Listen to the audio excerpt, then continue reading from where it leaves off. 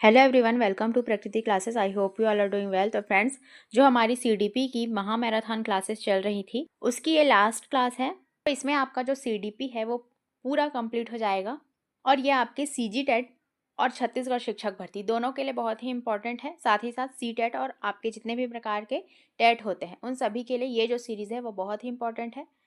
इसमें आपके जो भी पद होते हैं जैसे कि आपका असिस्टेंट टीचर, टीचर, लेक्चरर, उन सभी के लिए ये जो क्लास है वो बहुत ही इंपॉर्टेंट है। तो जो भी नए हो वो हमारे चैनल को सब्सक्राइब कर लीजिए। यहाँ पर आपको बिल्कुल फ्री क्लासेस प्रोवाइड की जा रही है और अगर आपको ये क्लास पसंद आए तो लाइक, कमेंट एंड शेयर ज़रूर कीजिए। और आप हमारे टेलीग्राम को भी ज्वाइन कर सकते हैं, लिंक आपको हमारे डिस्क्रिप्शन में मिल जाएगा।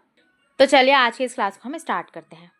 तो व्यक्तिक विभिन्नता जो होती है, जिसे आप इंडिविजुअल डिफरेंसेस के नाम से जानते हैं, इसके बारे में आप इसमें देख सकते हैं। प्रत्येक बच्चा अपनी क्षमता, गति, रुचि, भाषा, सोचने की शैली और सामाजिक पृष्ठभूमि में भिन्न होता है।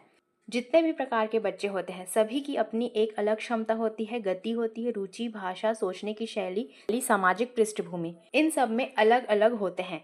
यही आपके व्यक्तिगत विभिन्नता के अंतर्गत आती हैं। यही कारण है कि कोई बच्चा गणित में तेज होता है तो कोई भाषा या कला में।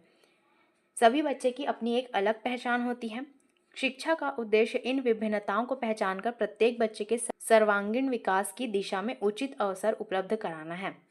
जो हमारा शिक्षा का उद्देश्य होना चाहिए वो प्रत्येक बच्चे के सर्वांगीण विकास के लिए अवसर उपलब्ध कराने के लिए होना चाहिए और उनकी जो ये सर्वांगीण विकास होती है वो आपकी सभी विभिन्नताओं को पहचान कर हमें उनका सर्वांगीण विकास करना चाहिए, क्योंकि अलग अलग बच्चों की जो व्यक्तिगत विभिन्नता होती है वो बिल्कुल अलग अलग होती है। सभी बच्चा अपने आप में एक विशिष्ट होता है। आगे आप इसमें देख सकते हैं भिन्नता के आधार। जो हमारा सीटीपी का सिलेबस है उसमें ये जो टॉपिक है उसमें लिखा गया है, पहला है आपका भाषाई विभिन्नता, लिंग्विस्टिक डिफरेंसेस। इसमें कहा गया है कि भारत जैसे बहुभाषी देश में बच्चे अलग अलग मातृभाषाओं से आते हैं। जो हमारा भारत है वो विविधताओं का देश है। यहाँ पर अलग अलग मातृभाषा का उपयोग किया जाता है। हर एक क्षेत्र में, हर एक राज्य में अलग अलग बच्चा जो होता है उसकी अलग अलग मातृभाषा होती है। कोई बच्चा हिंदी में सहज है तो कोई बच्चा अपनी क्षेत्रीय भाषा जैसे छत्तीसगढ़ी, मराठी, तमिल में। सभी की अपनी एक क्षेत्रीय भाषा होती है जिसे आप मातृभाषा भी कहते हैं। नेक्स्ट है इसमें भाषा की पृष्ठभूमि सीखने की गति और समझ पर सीधा प्रभाव डालती है। जो आपकी भाषा होती है वो आपकी पृष्ठभूमि की सीखने की गति और समझ पर सीधा प्रभाव डालती है।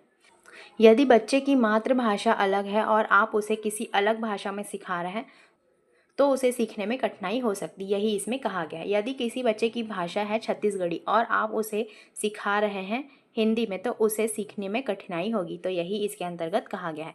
नेक्स्ट है आपका जातीय विभिन्नता, जो आपका कास्ट डिफरेंसेस होता है। इसमें कहा गया है कि समाज में बच्चों का जन्म अलग अलग जातियों या सामाजिक वर्गों में होता है। कई बार जातिगत आधार पर बच्चों के आत्मविश्वास, अवसर और संसाधनों में विभिन्नता देखने को मिलती है। इसका प्रभाव जो है, वंचित जातियों के बच्चे अक्सर शिक्षा में पीछे रह जाते हैं क्योंकि उन्हें परिवार, समाज से समान अवसर नहीं मिलते हैं। जो वंचित जातियों के बच्चे होते हैं उन्हें समान शिक्षा नहीं मिल पाती है, इसीलिए वह समाज और परिवार से पिछड़े स्वरूप में पाए जाते हैं। तो यही इसमें कहा गया है। नेक्स्ट है आपका लिंग आधारित विभिन्नता, जो जेंडर डिफरेंसेस है। इसमें कहा गया है कि लड़के और लड़कियों की शारीरिक, मानसिक, सामाजिक अपेक्षाएं भिन्न होती हैं। जो लड़का होता है उसे आपका कहा जाता है कि वह आपके शारीरिक रूप से तेज है और लड़कियों को कहा जाता है कि वह मानसिक या सामाजिक रूप से भिन्न है। तो यही एक प्रकार के स्टीरियोटाइप के अंतर्गत भी आती है, रूढ़िवादिता के अंतर्गत, कि हमारा जो समाज है वो लड़के और लड़कियों में डिफरेंस करता है। नेक्स्ट इसमें कहा गया है कि पारंपरिक समाज में लड़कों को अधिक स्वतंत्रता और संसाधन मिलते हैं जबकि लड़कियां कई बार घरेलू कार्यों में उलझ जाती हैं। जो हमारा समाज होता है वो लड़कों को अधिक स्वतंत्रता प्रदान करती है जबकि लड़कियों को घरेलू काम में उलझा देती है। तो यही एक कारण है स्टीरियोटाइप का। तो इसे आपको तोड़ना होगा क्योंकि लड़के भी घर के काम कर सकते हैं और लड़कियां भी बाहर के काम कर सकती हैं। इसका प्रभाव जो है, लड़कियां शिक्षा में सक्षम होते हुए भी अवसर की कमी से पीछे रह जाती क्योंकि उनके जो सामाजिक तौर पर कहा गया है कि वह एक घरेलू कार्य में उलझी रहेगी। तो यही सभी आपके लिंग आधारित विभिन्नता, जेंडर डिफरेंसेस के अंतर्गत पाई जाती है, क्योंकि लड़के और लड़कियों में जो सामाजिक जो रूढ़िवादिता चली आ रही है उसे ही हमें तोड़ना होगा। तो यही जो प्रभाव है इसके अंतर्गत लिखा गया है। नेक्स्ट आप इसमें देख सकते हैं जो समुदाय आधारित विभिन्नता होती है, कम्युनिटी डिफरेंसेस जो पाई जाती है, बच्चे भिन्न भिन्न समुदायों मतलब कि ग्रामीण, शहरी, जनजाति, प्रवासी इत्यादि से आते हैं। जो बच्चे होते हैं वो कोई ग्रामीण क्षेत्र से आते हैं, कोई शहरी क्षेत्र से आते हैं, कोई जनजाति या फिर प्रवासी क्षेत्र से आते हैं। तो सभी के समुदाय जो होते हैं वो अलग अलग होते हैं। प्रत्येक समुदाय की जीवन शैली, रीति रिवाज, मूल्य और परंपराएं भी अलग अलग होती हैं। ग्रामीण की अगर आप बात करें तो उनकी जीवन शैली अलग होगी, शहरी क्षेत्र के जो बच्चे होंगे उनकी जीवन शैली अलग होगी, रीति रिवाज अलग होंगे, परंपराएं अलग होंगी। तो यही सभी बातें इसमें लिखी गई। और इसका प्रभाव जो पड़ता है, आदिवासी या ग्रामीण पृष्ठभूमि के बच्चों को शहरी बच्चों की तुलना में अलग कठिनाइयों का सामना करना पड़ता है। जो आपके ग्रामीण क्षेत्र के बच्चे होते हैं उन्हें शहरी बच्चों की तुलना में अलग कठिनाइयों का सामना करना पड़ता है, क्योंकि वो ज़्यादा जल्दी नहीं सीख पाते हैं। तो ये सभी आपके समुदाय आधारित विभिन्नता के अंतर्गत आएंगी। नेक्स्ट है आपका धर्म आधारित विभिन्नता, रिलीजियस डिफरेंसेस जो होते हैं वो है आपके बच्चे विभिन्न धार्मिक पृष्ठभूमियों से आते हैं। सभी बच्चे के अलग अलग धार्मिक पृष्ठभूमियां होती हैं। नेक्स्ट है इसमें धार्मिक मान्यताओं का उनके सोचने, व्यवहार और जीवन दृष्टिकोण पर गहरा असर होता है। जो उनकी धार्मिक मान्यताएं होती है उससे उनके सोचने, व्यवहार और जीवन दृष्टिकोण पर एक गहरा असर पड़ता है। इसका जो प्रभाव है वो त्यौहार, रीति रिवाज और धार्मिक शिक्षा उनके सीखने की शैली व दृष्टिकोण को प्रभावित कर सकती है। तो ये इसके प्रभाव के अंतर्गत आ जाती हैं।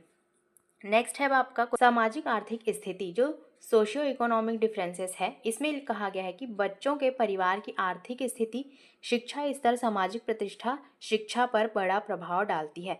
जो बच्चों की आर्थिक स्थिति होती है वो उनके सामाजिक स्तर, सामाजिक प्रतिष्ठा इन सभी पर बड़ा प्रभाव डालती है। जिनकी आर्थिक स्थिति अच्छी होगी उनका जो शिक्षा का स्तर होगा वो उच्च होगा, और जिनकी आर्थिक स्थिति कमज़ोर होगी उनकी शिक्षा का जो स्तर है वो निम्न हो जाएगा। तो यही इसमें कहा गया है, ये इसमें एक बहुत बड़ा प्रभाव डालता है। नेक्स्ट इसमें लिखा गया है कि संपन्न परिवारों के बच्चों को बेहतर स्कूल, किताबें, तकनीक, साधन और सह पाठ्यक्रम गतिविधियाँ मिलती हैं। जो संपन्न परिवार के बच्चे होते हैं उनको ये सभी चीज़ें आसानी से मिल जाती, वहीं अगर गरीब परिवार के बच्चे हैं उन्हें ये सभी चीज़ें आसानी से नहीं मिल पाती। तो यही आपके सामाजिक आर्थिक स्थिति के अंतर्गत आती है। नेक्स्ट इसमें कहा गया है कि गरीब परिवारों के बच्चों को इन सब का अभाव होता है। प्रभाव जो है अवसरों की असमानता से शिक्षा में बड़ी खाई बन जाती है। तो ये इसके प्रभाव के अंतर्गत आती है। जो अमीर घर का बच्चा होगा उसे ये सभी संसाधन आसानी से प्राप्त हो जाते हैं, और जो गरीब घर का बच्चा होता है उसे ये सभी संसाधन आसानी से प्राप्त नहीं हो पाते, इसीलिए वह शिक्षा से वंचित रह जाता है। तो यही इसके अंतर्गत लिखा गया है। अब नेक्स्ट है आपका जो शिक्षण प्रक्रिया पर प्रभाव पड़ता है, इसके बारे में आप इसमें देख सकते हैं। शिक्षक को प्रत्येक बच्चे की सीखने की गति और शैली को समझना चाहिए। जो शिक्षक होते हैं उन्हें प्रत्येक बच्चे की सीखने की गति और शैली को समझना चाहिए, क्योंकि जो भारत है वो विविधता वाला देश है। तो इसमें हमने अलग अलग विविधताओं के बारे में देखा, धर्म से संबंधित, लिंग से संबंधित, समुदाय से संबंधित, भाषाई भिन्नता, व्यक्तिगत विभिन्नता। तो यही सभी विविधताओं के अंतर्गत आती है। तो जो शिक्षक होता है उसे बच्चे के प्रत्येक सीखने की गति और शैली को समझना चाहिए। नेक्स्ट है इसमें भिन्न पृष्ठभूमि वाले बच्चों को समान अवसर और प्रोत्साहन देना आवश्यक है। जो अलग अलग पृष्ठभूमि से आते हैं बच्चे उन्हें समान अवसर और प्रोत्साहन देना बहुत ही आवश्यक है।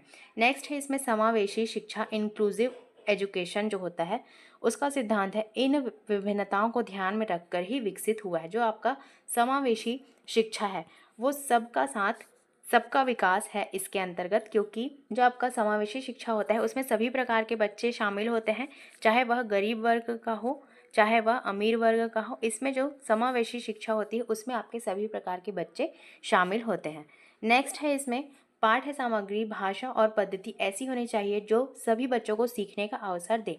जो आपकी पाठ्य सामग्री होती है और भाषा होती है वो ऐसी होनी चाहिए जो सभी बच्चों को सीखने का अवसर प्रदान दे, क्योंकि अगर ये सभी चीज़ें अलग अलग होंगी तो बच्चे अच्छे से नहीं सीख पाएंगे। तो ये आपके विविधताओं से संबंधित है जो कि आपके शिक्षण प्रक्रिया पर प्रभाव डालती है। अब नेक्स्ट है जो इसका निष्कर्ष निकलता है उसके बारे में आप इसमें देख सकते हैं। जो व्यक्तिगत विभिन्नता होती है एक स्वाभाविक और सार्वभौमिक सत्य है। जो आपकी व्यक्तिगत विभिन्नता होती है वो एक स्वाभाविक भी होती है और सार्वभौमिक सत्य होती है। शिक्षा का कार्य इन भिन्नताओं को दूर करना नहीं बल्कि उन्हें समझना और अनुकूल अवसर प्रदान करना है, ताकि हर बच्चा अपनी क्षमता के अनुसार विकास कर सके। जो आपकी शिक्षा का कार्य होता है वो विभिन्नताओं को दूर करना ही नहीं होता, बल्कि उन्हें समझना और अनुकूल अवसर उनके लिए प्रदान करना होता है, ताकि जो सभी बच्चा होता है वो अपनी क्षमता के अनुसार विकास कर सके। तो ये इसके निष्कर्ष के अंतर्गत आती हैं। आई होप सो यहाँ तक आपको इसकी थ्योरी के बारे में अच्छे से समझ में आ गया होगा। तो इससे रिलेटेड हम महत्वपूर्ण MCQs को यहीं पर कवर करेंगे, तो लास्ट तक आप इसमें ज़रूर बने रहेंगे और ज़्यादा से ज़्यादा आप इसे शेयर कीजिए। और साथ ही साथ आप भी इन सभी क्वेश्चन को बनाने की कोशिश करेंगे, इससे आपको पता चलेगा कि आपके कितने क्वेश्चन इसमें सही बनते हैं। तो सबसे पहला क्वेश्चन आप इसमें देख सकते हैं, क्वेश्चन नंबर 1। प्रत्येक बच्चा अलग अलग गति और शैली से सीखता है, इसे क्या कहते हैं? Every child learns at a different place and style, what is this called? समानता, व्यक्तिगत विभिन्नता, शिक्षा समानता या फिर सामाजिक अंतर? तो जो प्रत्येक बच्चा अलग अलग गति और शैली से सीखता है, इसे आपका कहा जाता है व्यक्तिगत विभिन्नता।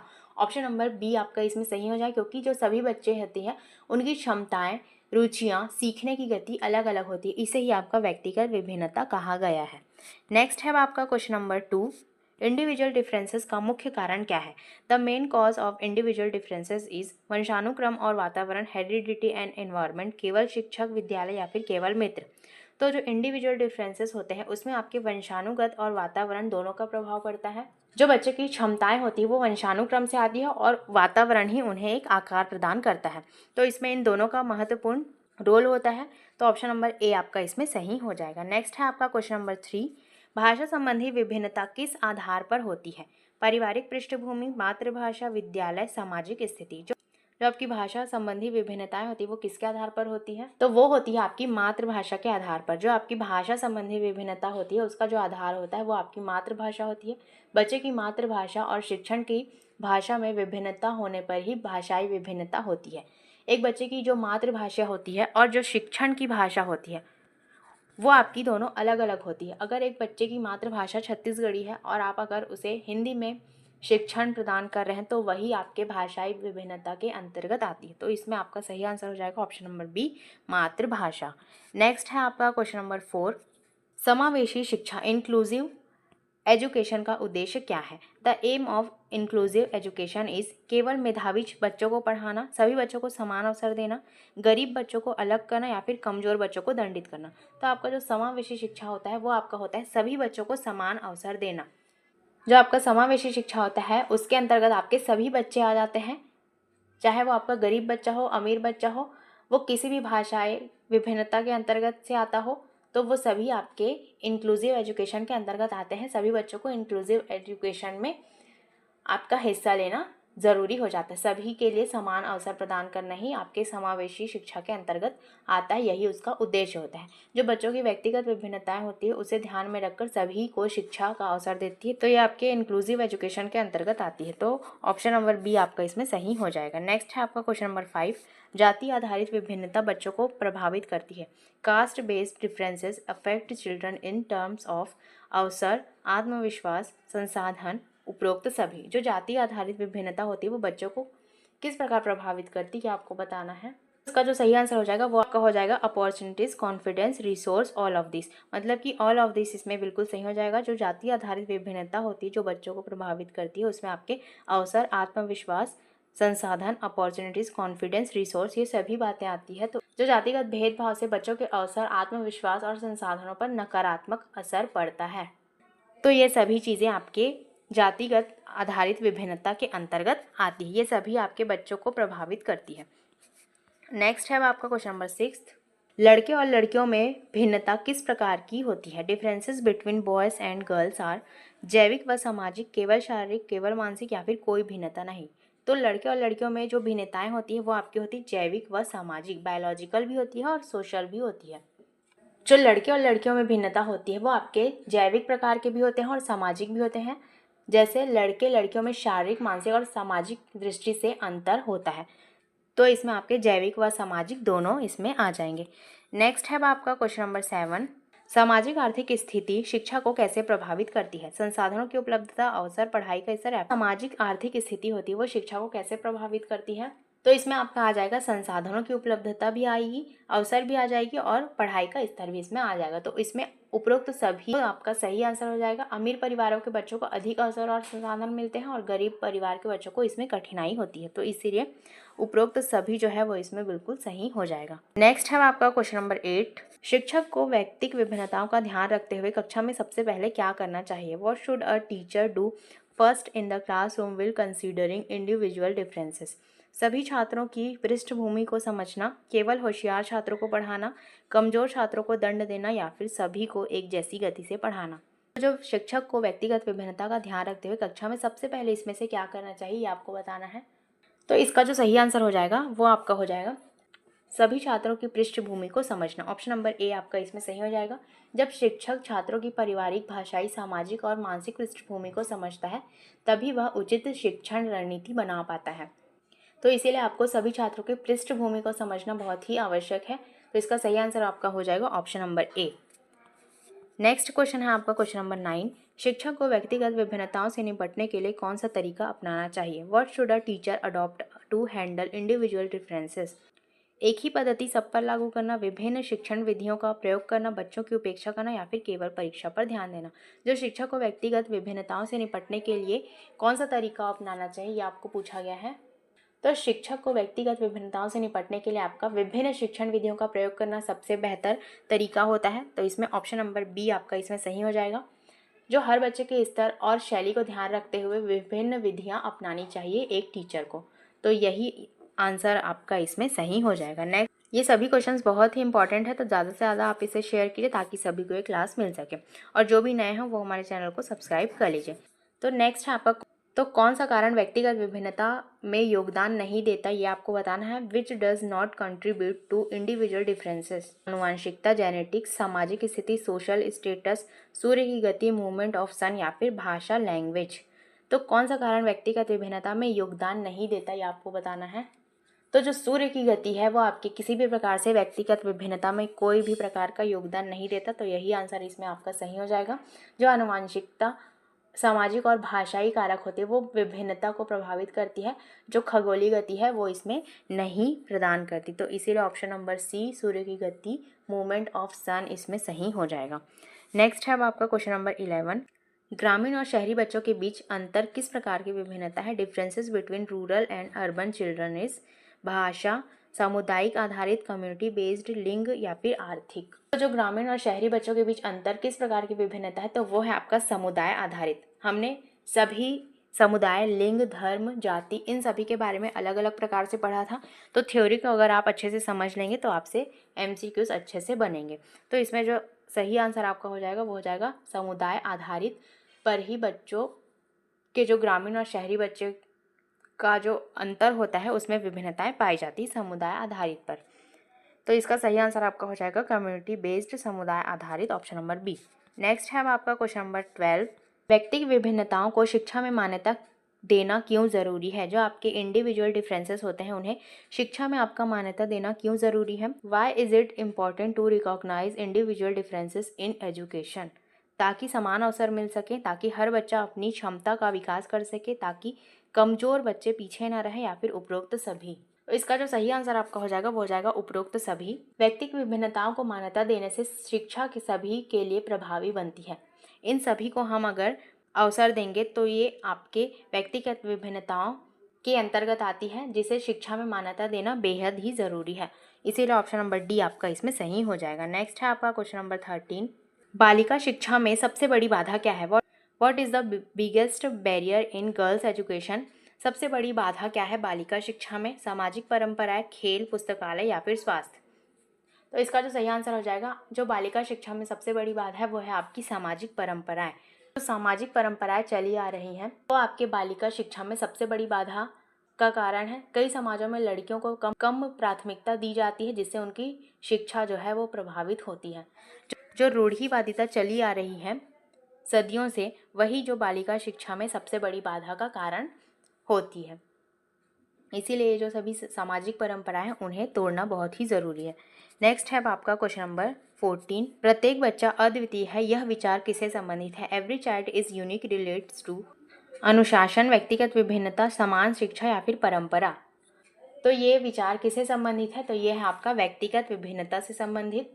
यह कथन सीधे सीधे जो है इंडिविजुअल डिफरेंसेस को दर्शाता है। ऑप्शन नंबर बी आपका इसमें सही हो जाएगा। नेक्स्ट है आपका क्वेश्चन नंबर 15। यदि किसी बच्चे को विद्यालय की भाषा समझने में कठिनाई होती तो शिक्षक को क्या करना चाहिए?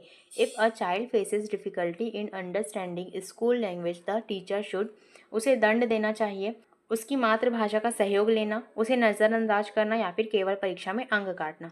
यदि किसी बच्चे को विद्यालय की भाषा समझने में कठिनाई होती है तो एक शिक्षक को क्या करना चाहिए? जो सही आंसर हो जाएगा, उसकी मातृभाषा का सहयोग लेना चाहिए। मातृभाषा की मदद से धीरे धीरे विद्यालय की भाषा सिखाई जा सकती है। तो यही आंसर आपका इसमें सही हो जाएगा। नेक्स्ट है आपका क्वेश्चन नंबर 16। आर्थिक रूप से कमजोर बच्चों को प्रायः किस समस्या का सामना करना पड़ता है? जो इकोनॉमिकली वीकर होते हैं, children usually face which problem? Lack of resource, संसाधनों की कमी, पढ़ाई की अनिच्छा, केवल खेलों में भागीदारी या फिर मानसिक दुर्बलता। इसका सही आंसर हो जाएगा आपके जो संसाधनों की कमी है, लैक ऑफ रिसोर्स है, वही आपके आर्थिक रूप से कमजोर बच्चों के लिए सबसे बड़ी समस्या का कारण बन जाती है, क्योंकि गरीब परिवारों के बच्चों को किताबें, तकनीकी और उचित वातावरण की कमी होती है। इसीलिए ऑप्शन नंबर ए आपका इसमें सही हो जाएगा। नेक्स्ट है आपका क्वेश्चन नंबर 17। गिफ्टेड चिल्ड्रन से आशा क्या है? गिफ्टेड चिल्ड्रन मीन्स कमजोर बच्चे, औसत स्तर के बच्चे, विशेष प्रतिभाशाली बच्चे या फिर पिछड़े बच्चे। तो गिफ्टेड चिल्ड्रन से जो मतलब है वो है आपका विशेष प्रतिभाशाली बच्चे। जिन बच्चों में सामान्य से अधिक बौद्धिक रचनात्मक क्षमता होती है उन्हें गिफ्टेड चाइल्ड कहा जाता है, जिसमें एक विशेष प्रकार की प्रतिभा पाई जाती है। तो यही आपका इसमें सही आंसर हो जाएगा। नेक्स्ट है आपका क्वेश्चन नंबर 18। किस प्रकार की शिक्षा व्यक्तिगत विभिन्नताओं को सबसे अधिक ध्यान में रखती है?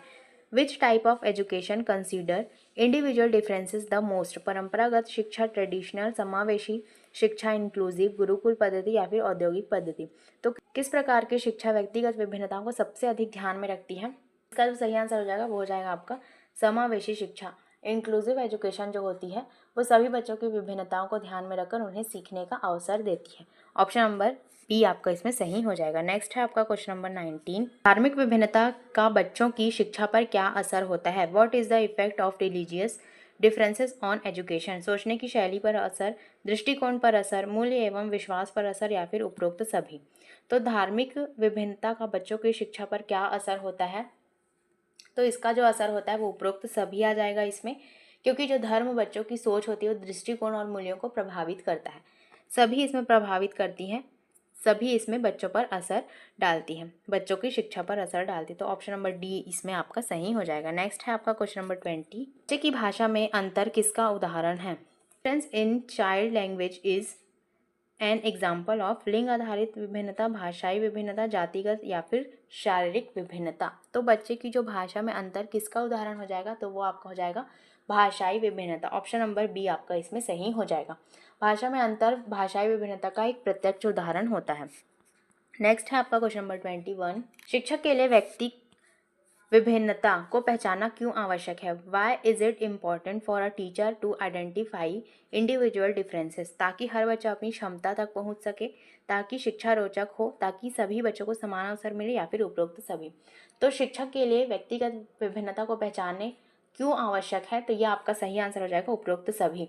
पहचान करने से जो शिक्षक है वो हर बच्चे को अनुकूल अवसर प्रदान कर सकता है, इसीलिए ये सभी ऑप्शन इसमें बिल्कुल सही हो जाएंगे। नेक्स्ट है आपका क्वेश्चन नंबर 22। लास्ट के कुछ ही क्वेश्चन बन गए हैं, तो लास्ट तक आप इसमें ज़रूर बने रहेंगे और ज़्यादा से ज़्यादा आप इसे शेयर कीजिए ताकि सभी को एक क्लास मिल सके। और जिन्होंने भी चैनल को सब्सक्राइब नहीं किया है वो हमारे चैनल को सब्सक्राइब कर लीजिए।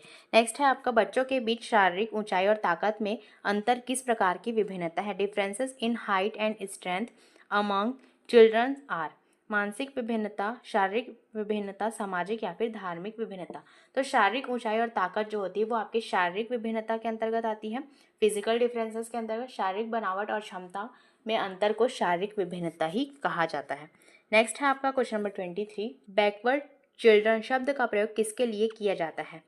आर्थिक रूप से गरीब बच्चे, औसत स्तर के बच्चे, शिक्षा में पिछड़े बच्चे या फिर शारीरिक रूप से कमजोर बच्चे। तो जो बैकवर्ड चिल्ड्रन होते हैं उन्हें आपका इस्तेमाल किया जाता है शिक्षा में पिछड़े बच्चों के लिए। ऑप्शन नंबर जो सी है वो आपका इसमें सही हो जाएगा। जो बच्चे पढ़ाई में बार बार सफल होते हैं वो आपके बैकवर्ड कैटेगरी में रखे जाते हैं, इसीलिए ऑप्शन नंबर सी शिक्षा में पिछड़े बच्चे ही आपका इसमें सही आंसर हो जाएगा। नेक्स्ट है आपका क्वेश्चन नंबर 24। व्यक्तिगत विभिन्नताओं का सबसे बड़ा लाभ शिक्षा में क्या है? What is the biggest advantage of individual differences in education? प्रतियोगिता बढ़ती है, विविधता आती है, सब समान बन जाते हैं या फिर शिक्षा का स्तर गिरता है। तो जो व्यक्तिगत विभिन्नताओं का सबसे बड़ा लाभ है शिक्षा में, वो है आपका विविधता आ जाती है। इसमें जो है विविधता आती है, विभिन्नता से शिक्षा में नई नई विधियां और विविधता आती है। तो इसमें ऑप्शन नंबर बी आपका इसमें सही हो जाएगा। नेक्स्ट है आपका क्वेश्चन नंबर 25।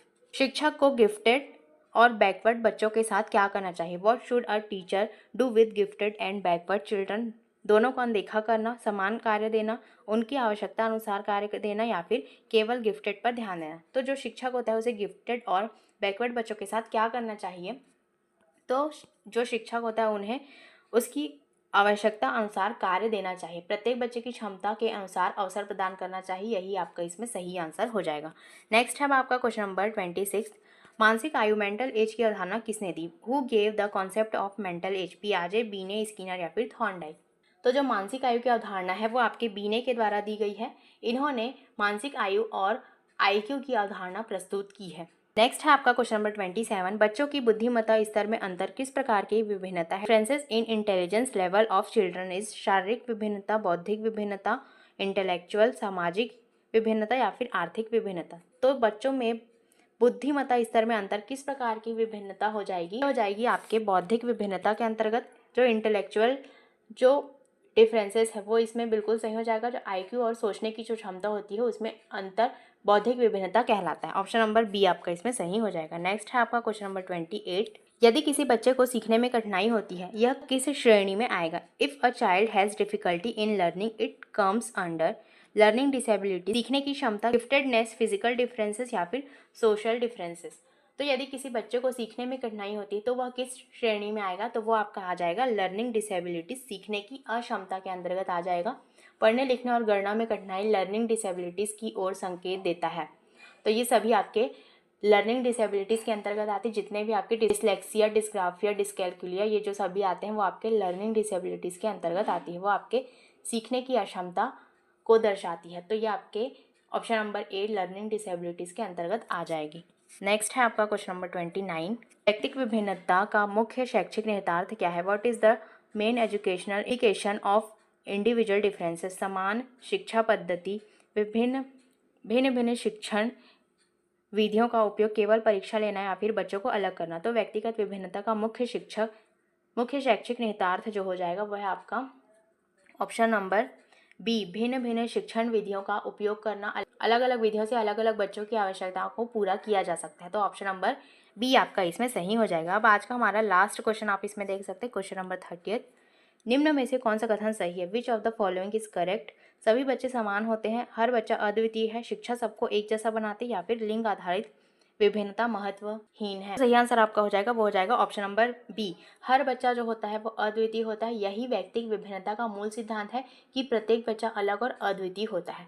तो ऑप्शन नंबर बी आपका इसमें सही हो जाएगा। तो आज की इस क्लास में हम पढ़ेंगे आपके मूल्यांकन के बारे में, जिसे आपका असेसमेंट भी कहा जाता है। मूल्यांकन का जो अर्थ होता है, मूल्यांकन एक ऐसी प्रक्रिया है जिसके माध्यम से हम विद्यार्थियों के सीखने, उनकी प्रगति, कठिनाइयों और उपलब्धियों को जानकर शिक्षा प्रक्रिया को प्रभावी बना सकते हैं। जो मूल्यांकन होती है वो एक ऐसी प्रक्रिया होती है जिसके माध्यम से जो विद्यार्थी होते हैं हम उनके सीखने की, उनकी प्रगति करने की, कठिनाइयों और उपलब्धियों को जानकर ही उस शिक्षा प्रक्रिया को प्रभावी बना सकते हैं। तो उसे ही आपका मूल्यांकन कहा जाता है। इसमें आगे लिखा गया है कि यह केवल अंक देने तक सीमित नहीं है, बल्कि विद्यार्थियों के संपूर्ण विकास और सीखने की स्थिति को समझने का साधन है। जो आपका मूल्यांकन होता है यह केवल अंक प्रदान करने तक सीमित नहीं होती, बल्कि ये जो विद्यार्थियों के संपूर्ण विकास, सर्वांगीण विकास, होलिस्टिक डेवलपमेंट के सीखने की स्थिति को समझने का साधन होती है। तो इसे ही आपका मूल्यांकन मतलब कि असेसमेंट कहा जाता है। आगे आप इसमें देख सकते हैं। अब असेसमेंट के जो उद्देश्य हैं उसे आप एक एक करके देखेंगे। जो असेसमेंट का उद्देश्य है वो क्या है आपका? बच्चे ने क्या सीखा, कितना सीखा यह जानना है, बच्चे की सीखने की समस्याओं को पहचानना है, सीखने की प्रक्रिया में सुधार लाना है और शिक्षक को अपनी शिक्षण विधियों का मूल्यांकन करने में मदद करना है। जो शिक्षक होते हैं उन्हें अपनी शिक्षण विधियों का मूल्यांकन करने में मदद करना है और बच्चे ने क्या सीखा, कितना सीखा, इन सभी के बारे में पहचानना, जानना, उनकी समस्याओं को पहचानना, सीखने की प्रक्रिया में सुधार लाना, यही सभी जो है वो मूल्यांकन का एक उद्देश्य है। अब आगे आप इसमें देख सकते हैं जो मूल्यांकन होता है उसके 3 प्रकार होते हैं। पहला आपका होता है असेसमेंट फॉर लर्निंग, दूसरा आपका होता है असेसमेंट ऑफ लर्निंग और तीसरा आपका होता है असेसमेंट एज लर्निंग। तो जो असेसमेंट फॉर लर्निंग होता है इसमें जो छात्र होते हैं उनका जो मूल्यांकन किया जाता है वो शिक्षण के दौरान ही किया जाता है और ये आपका सबसे उचित उपयोगी असेसमेंट माना गया है।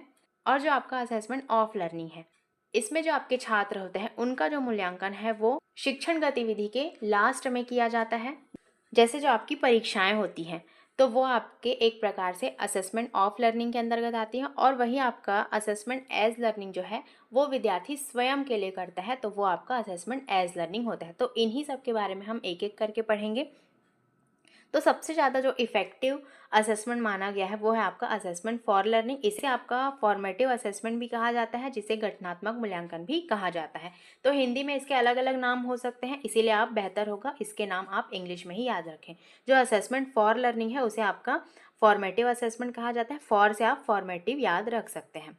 अब इसकी परिभाषा आप इसमें देख सकते हैं। जो सीखने हेतु मूल्यांकन वह प्रक्रिया है जिसमें शिक्षक लगातार विद्यार्थियों की प्रगति की निगरानी करता है और उन्हें तुरंत फीडबैक देकर सीखने की प्रक्रिया को और बेहतर बनाने का प्रयास करता है। तो इसका जो अर्थ है वो यही है कि जब जो शिक्षक होता है वो जब शिक्षार्थी को सिखाता है तो उसी दौरान जो उसकी सिखाने की गतिविधि होती है वही आपका सीखने हेतु मूल्यांकन असेसमेंट फॉर लर्निंग कहा जाता है। जितना आप विद्यार्थियों को शिक्षण के दौरान ही उसे सिखाएंगे, उसकी गलतियों को देखेंगे, उसमें सुधार करेंगे तो वही आपका सबसे बेस्ट असेसमेंट कहलाता है। अब इसके जो उद्देश्य हैं उसे आप इसमें देख सकते हैं।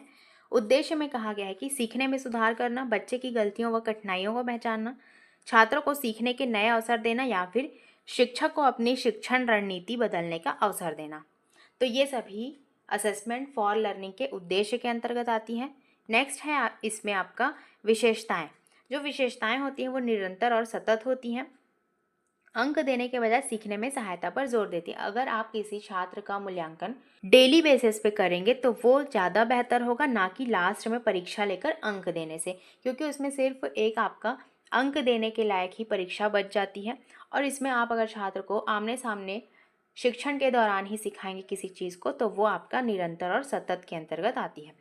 नेक्स्ट है इसमें छात्र को आत्म मूल्यांकन का अवसर देती है, फीडबैक के द्वारा सीखने को सही दिशा देती है। तो ये सभी इसके विशेषताओं के अंतर्गत आ जाती है। नेक्स्ट है अब आपका इसके आप उदाहरण इसमें देख सकते हैं। कक्षा में प्रश्न उत्तर करना, एक छात्र जो होता है वो शिक्षक से उसी दौरान प्रश्न उत्तर करके सीखेगा तो वो ज़्यादा बेहतर तरीके से सीखेगा। नेक्स्ट है इसमें गृह कार्य, प्रोजेक्ट कार्य की जांच। जो समूह होता है उसमें बच्चे चर्चा करके उसी टॉपिक को बहुत ही अच्छे से सीख पाते हैं। त्वरित टेस्ट या क्विज, अगर आप शिक्षण के दौरान ही उनसे टेस्ट लेंगे, क्विज के माध्यम से उन्हें पढ़ाएंगे तो बच्चा ज़्यादा अच्छे तरीके से सीखेगा। नेक्स्ट है इसमें शिक्षक का अवलोकन, जो ऑब्जर्वेशन होती है वो सबसे ज़्यादा बेस्ट मानी गई है। तो ये आपके असेसमेंट फॉर लर्निंग के अंतर्गत आती हैं। अब नेक्स्ट हम देखेंगे सीखने का मूल्यांकन। जो असेसमेंट ऑफ लर्निंग होता है उसके बारे में आप देखेंगे। इसे आपका समेटिव असेसमेंट कहा जाता है। जो असेसमेंट ऑफ लर्निंग है उसे आपका समेटिव असेसमेंट कहा जाता है। ये आपके साल के अंत में किया जाता है। इसे आपका सारात्मक मूल्यांकन भी कहा जाता है। नेक्स्ट है इसमें इसकी परिभाषा आप इसमें देख सकते हैं। सीखने का मूल्यांकन वह प्रक्रिया है जिसमें एक निश्चित अवधि जैसे टर्म, सेमेस्टर या वर्ष के अंत में विद्यार्थी की उपलब्धियों को मापा जाता है। जैसे जो साल में एक बार आपकी परीक्षाएं होती, जैसे कि आपका तिमाही, छमाही और वार्षिक परीक्षाएं जो होती है उसमें विद्यार्थी की उपलब्धियों को मापा जाता है। तो ये आपके सीखने के मूल्यांकन के अंतर्गत आती है। इसका मुख्य उद्देश्य होता है यह जानना होता है कि बच्चे ने अब तक कितना सीखा है। तो लास्ट में जिनका मूल्यांकन किया जाए तो वो आपके असेसमेंट ऑफ लर्निंग के अंतर्गत आती हैं। अब नेक्स्ट इसके उद्देश्य के बारे में आप इसमें देख सकते हैं। विद्यार्थियों के सीखने का स्तर पता लगाना, छात्रों की उपलब्धियों की तुलना करना। इसमें जो तुलना होती है वही इसका नेगेटिव पॉइंट हो जाता है, क्योंकि आप किसी भी बच्चे में तुलना नहीं कर सकते हैं। तुलना करना एक नेगेटिव इम्पैक्ट दिखाता है। नेक्स्ट है इसमें अगले स्तर पर पदोन्नति, प्रमोशन देना। नेक्स्ट है इसमें अभिभावकों को बच्चे की प्रगति बताना कि बच्चे की प्रगति कहाँ तक हुई है।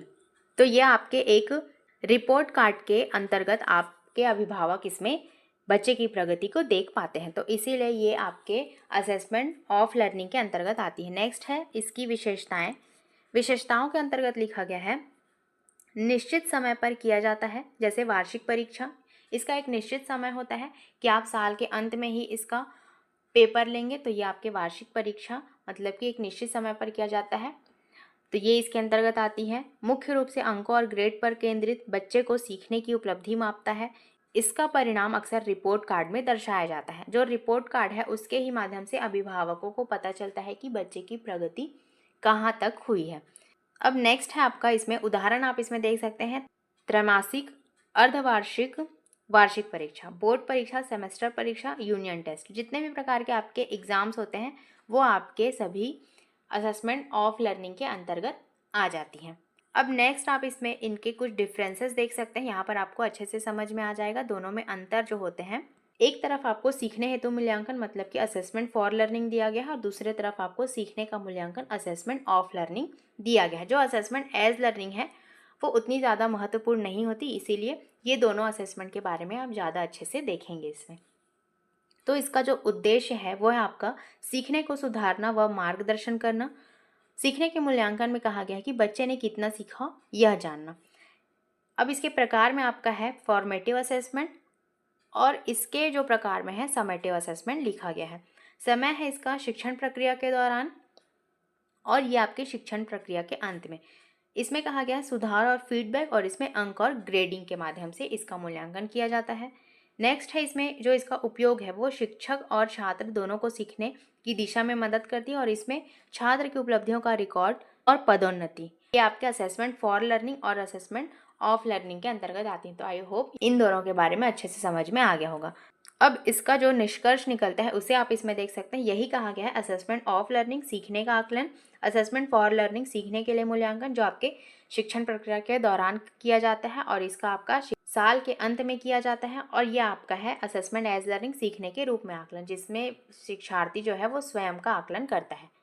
नेक्स्ट अब आप इसमें देख सकते हैं शाला आधारित मूल्यांकन, जो स्कूल बेस्ड असेसमेंट होती है, एसबीए जिसे आप कहते हैं, उसका जो अर्थ है वो आपका हो जाएगा शाला आधारित मूल्यांकन वह प्रक्रिया है जिसमें बच्चों का मूल्यांकन उनके स्कूल के दैनिक वातावरण, गतिविधियों, सहभागिता और व्यवहार के आधार पर किया जाता है। तो ये आपके शाला आधारित मूल्यांकन के अंतर्गत आती है, जिसमें जो बच्चे होते हैं उनका मूल्यांकन स्कूल के दैनिक वातावरण, गतिविधियाँ, जितने भी आपके स्कूल में गतिविधियाँ कराई जाती है उस पर जो पार्टिसिपेट करते हैं बच्चे, और उनके व्यवहार के आधार पर शाला आधारित मूल्यांकन किया जाता है। अब इसकी विशेषताओं को आप इसमें देख सकते हैं। यह विद्यालय स्तर पर किया जाता है। इसे आपके विद्यालय स्तर पर भी किया जा सकता है, क्योंकि जितने भी प्रकार के आपके विद्यालय में कॉम्पिटिशन्स कराए जाते हैं उसी के तौर पर विद्यार्थियों के व्यवहार का पता लगाया जाता है, तो ये आपके विद्यालय स्तर पर ही किया जा सकता है। नेक्स्ट है इसमें बच्चे की दैनिक प्रगति और सामाजिक व्यवहार का मूल्यांकन इसमें शामिल होता है। नेक्स्ट है इसमें केवल परीक्षा के अंक ही नहीं बल्कि सह पाठ्य गतिविधियाँ, खेल, कला, अनुशासन, सहभागिता आदि को भी महत्व दिया जाता है। तो एक प्रकार से इसमें आप कह सकते हैं इसमें आपके असेसमेंट ऑफ लर्निंग का भी महत्व है और असेसमेंट फॉर लर्निंग का भी महत्व है। नेक्स्ट है इसमें शिक्षक बच्चों का मूल्यांकन निरंतर अवलोकन, ऑब्जर्वेशन से करते हैं। ऑब्जर्वेशन जो होती है वो सबसे महत्वपूर्ण प्रक्रिया होती है। जितना आप बच्चों को ऑब्जर्व करके उनके बारे में पता लगाएंगे तो बच्चे ज़्यादा अच्छे तरीके से सीखते हैं। अब नेक्स्ट है इसका जो उद्देश्य है इसे आप इसमें देख सकते हैं। पहला है विद्यार्थियों के सर्वांगीण विकास का आकलन करना, केवल शैक्षणिक प्रदर्शन तक सीमित न रहकर उनके व्यक्तित्व, मूल्य और कौशल का मूल्यांकन करना, और बच्चे की सीखने की गति और शैली को समझकर मार्गदर्शन करना। तो ये आपके शाला आधारित मूल्यांकन के अंतर्गत आती है, स्कूल बेस्ड असेसमेंट के अंतर्गत आती है। अब नेक्स्ट है आपका CCE। ये बहुत ही महत्वपूर्ण है। इसे आपका सतत एवं समग्र मूल्यांकन कहा जाता है, जिसका फुल फॉर्म है कॉन्टिन्यूअस एंड कॉम्प्रिहेंसिव इवैल्यूएशन। इसमें कहा गया है कि सतत एवं समग्र मूल्यांकन एक ऐसी प्रक्रिया है जिसमें विद्यार्थियों का मूल्यांकन लगातार, कंटिन्यूअस और सर्वांगीण कॉम्प्रिहेंसिव तरीके से किया जाता है। जो विद्यार्थी होते हैं उनका जो मूल्यांकन इसमें किया जाता है वो निरंतर किया जाता है, लगातार किया जाता है और उनके सर्वांगीण विकास के लिए किया जाता है। तो ये इसमें इसके अंतर्गत आ जाएगा। नेक्स्ट है आप इसमें एक एक करके इसमें देख सकते हैं। सतत का मतलब होता है कॉन्टिन्यूअस, निरंतर समय समय पर मूल्यांकन, केवल वार्षिक, अर्धवार्षिक परीक्षा पर आधारित न होकर प्रतिदिन की गतिविधियों, क्लास टेस्ट, प्रोजेक्ट, मौखिक प्रश्नोत्तर आदि पर आधारित। तो ये आपके असेसमेंट फॉर लर्निंग के अंतर्गत भी आ जाएगी, क्योंकि उसमें जो बच्चा होता है उसका मूल्यांकन प्रतिदिन की गतिविधियों, शिक्षण के दौरान ही किया जाता है। तो ये सभी आपके सतत और कॉन्टिन्यूस के अंतर्गत आ जाएंगी। अब कॉम्प्रिहेंसिव जो है, समग्र जो मूल्यांकन है, उसके बारे में आप देख सकते हैं बच्चे के विकास के सभी पहलुओं का मूल्यांकन, जिसमें आपके संज्ञानात्मक, कॉग्निटिव, जिसे आपका बौद्धिक कहा जाता है, सहगामी मतलब कि को करिकुलर, कला, खेल, इसमें दोनों आ जाएंगे, भावात्मक, अफेक्टिव, दृष्टिकोण, मूल्य, व्यवहार, ये सभी आपके समग्र व्यवहार मतलब कि होलिस्टिक डेवलपमेंट के अंतर्गत आ जाती हैं। इसमें आपका कॉग्निटिव, को करिकुलर और आपका अफेक्टिव असेसमेंट है, वो सभी इसके अंतर्गत आती हैं। अब इसके विशेषताओं के बारे में आप इसमें देख सकते हैं। विशेषताओं के अंतर्गत लिखा गया है, परीक्षा का दबाव कम करता है, सीखने की प्रक्रिया को निरंतर सुधारता है, बच्चों की कमजोरियों को पहचान कर तुरंत सुधारात्मक कदम उठाए जा सकते हैं और बच्चे के सर्वांगीण विकास पर जोर दिया जाता है। तो ये सभी आपके CE के अंतर्गत आ जाती हैं। अब इसके उद्देश्य के बारे में आप इसमें देख सकते हैं, शिक्षा को अधिक बाल केंद्रित, चाइल्ड सेंटर्ड बनाना। जो शिक्षण प्रक्रिया होती है वो बाल केंद्रित होती है तो ज़्यादा बेहतर होता है, शिक्षण केंद्रित को आपका नेगेटिव माना गया है, तो इसे आप इसमें ध्यान रखेंगे। नेक्स्ट है इसमें केवल रटने, रोट लर्निंग पर आधारित न रहकर प्रयोग, रचनात्मकता और कौशल को महत्व देना, कि आप रोट लर्निंग को ज़्यादा से ज़्यादा कम करें, उस पर आधारित न रहकर रचनात्मकता मतलब कि जो आपकी क्रिएटिविटी है उस पर आप ज़्यादा फोकस करें, कौशल को, स्किल्स को आप ज़्यादा महत्व दें, विद्यार्थियों को आत्मविश्वासी और जिम्मेदार बनाना। तो ये सभी आपके CCE continuous and comprehensive evaluation के अंतर्गत आती हैं। तो यहाँ तक हमने मूल्यांकन के बारे में बहुत ही अच्छे से पढ़ लिया। इससे रिलेटेड जो भी MCQs हैं उन्हें हम इसी क्लास में कवर करेंगे, तो साथ ही साथ आप भी इन सभी MCQs को बनाने की कोशिश करेंगे। इससे आपको पता चलेगा कि आपके कितने क्वेश्चन इसमें से सही हुए। तो चलिए, सबसे पहला क्वेश्चन आप इसमें देख सकते हैं, सीखने हेतु मूल्यांकन।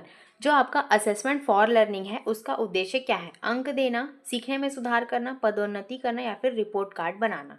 अंक देना जो हो जाएगा वो आपके असेसमेंट ऑफ लर्निंग के अंतर्गत आती है, और रिपोर्ट कार्ड बनाना, पदोन्नति करना, ये सभी आपके असेसमेंट ऑफ लर्निंग के अंतर्गत आती है। वही आपका जो असेसमेंट फॉर लर्निंग है उसके अंतर्गत आपके सीखने में सुधार करना, टू इम्प्रूव लर्निंग, ये सभी चीज़ें इसमें आ जाएंगी जो बच्चों के सीखने को सुधारने और मार्गदर्शन करने हेतु होता है। तो ये आपका ऑप्शन नंबर B इसमें सही हो जाएगा। नेक्स्ट है आपका क्वेश्चन नंबर 2, सीखने का मूल्यांकन, असेसमेंट ऑफ लर्निंग को और किस नाम से जाना जाता है? Diagnostic assessment, summative assessment, formative या फिर कॉन्टिन्यूस असेसमेंट। तो जो असेसमेंट ऑफ लर्निंग होता है उसे आपका समेटिव असेसमेंट भी कहा जाता है, तो इसका सही आंसर आपका हो जाएगा option number B। Summative assessment जो है उसे आपका असेसमेंट ऑफ लर्निंग के नाम से जाना जाता है, और वही अगर आपका फॉर्मेटिव असेसमेंट पूछा जाए तो ये आपके असेसमेंट फॉर लर्निंग के अंतर्गत आएगा। तो इसका जो सही आंसर हो जाएगा वो हो जाएगा option number B, summative assessment. Next है आपका क्वेश्चन नंबर 3, फॉर्मेटिव असेसमेंट कब किया जाता है? पाठ्यक्रम के अंत में, शिक्षण प्रक्रिया के दौरान, वर्षांत परीक्षा में या फिर केवल बोर्ड परीक्षा में? तो इसका जो सही आंसर हो जाएगा वो हो जाएगा शिक्षण प्रक्रिया के दौरान, और ये जो सभी हैं वो आपके असेसमेंट ऑफ लर्निंग के अंतर्गत आएंगी, मतलब कि समेटिव असेसमेंट के अंतर्गत आएंगी। नेक्स्ट है आपका क्वेश्चन नंबर 4, जो समेटिव असेसमेंट है उसका मुख्य उपयोग क्या है? फीडबैक देना, पदोन्नति और रिपोर्टिंग, या फिर कठिनाई पहचानना, या फिर सीखने में सहायता करना।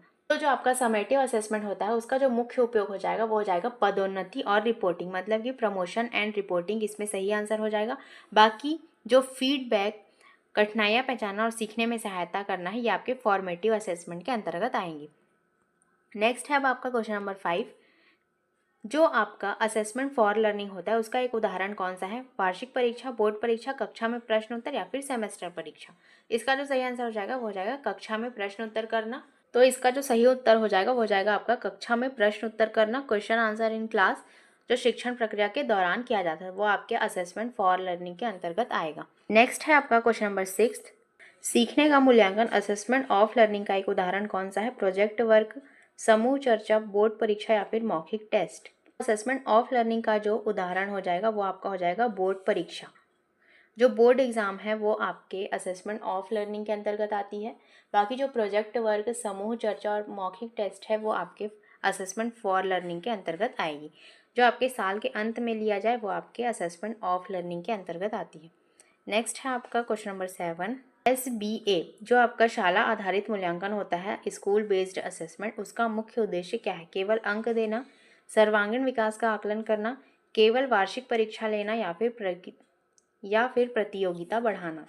तो जो SBA होती है, स्कूल बेस्ड असेसमेंट, उसमें जो बच्चा होता है उसका सर्वांगीण विकास का आकलन करना। ऑप्शन नंबर बी आपका इसमें सही हो जाएगा। इसके अंतर्गत बच्चों के व्यक्तित्व, व्यवहार और सहपाठ्य गतिविधियों मतलब कि को करिकुलर गतिविधियों सहित समग्र विकास का मूल्यांकन किया जाता है। तो यही आपके SBA के अंतर्गत आती है। नेक्स्ट है आपका क्वेश्चन नंबर 8, सतत एवं समग्र मूल्यांकन CCE में कॉन्टिन्यूस का अर्थ क्या है? केवल वार्षिक परीक्षा, समय समय पर निरंतर मूल्यांकन, केवल प्रोजेक्ट आधारित मूल्यांकन या फिर केवल मौखिक परीक्षा। इसका जो सही आंसर आपका हो जाएगा वो हो जाएगा समय समय पर निरंतर मूल्यांकन करना। ऑप्शन नंबर बी इसमें आपका सही हो जाएगा। कॉन्टिन्यूस का अर्थ ही होता है आपका पूरे जो वर्ष होती है बच्चों की नियमित अंतराल पर मूल्यांकन करना। जो डेली बेसिस पर आप उनका मूल्यांकन करते हैं तो वो आपके कॉन्टिन्यूस के अंतर्गत आती है। जो सतत मूल्यांकन, जिसे आपका निरंतर मूल्यांकन भी कहा जाता है, तो इसमें ऑप्शन नंबर बी इसमें बिल्कुल सही हो जाएगा। नेक्स्ट है आपका क्वेश्चन नंबर 9, फॉर्मेटिव असेसमेंट की विशेषता क्या है? ऑप्शंस इसमें दिए गए हैं, निरंतर और सतत, केवल एक बार अंकों पर जोर या फिर रिपोर्ट आधारित।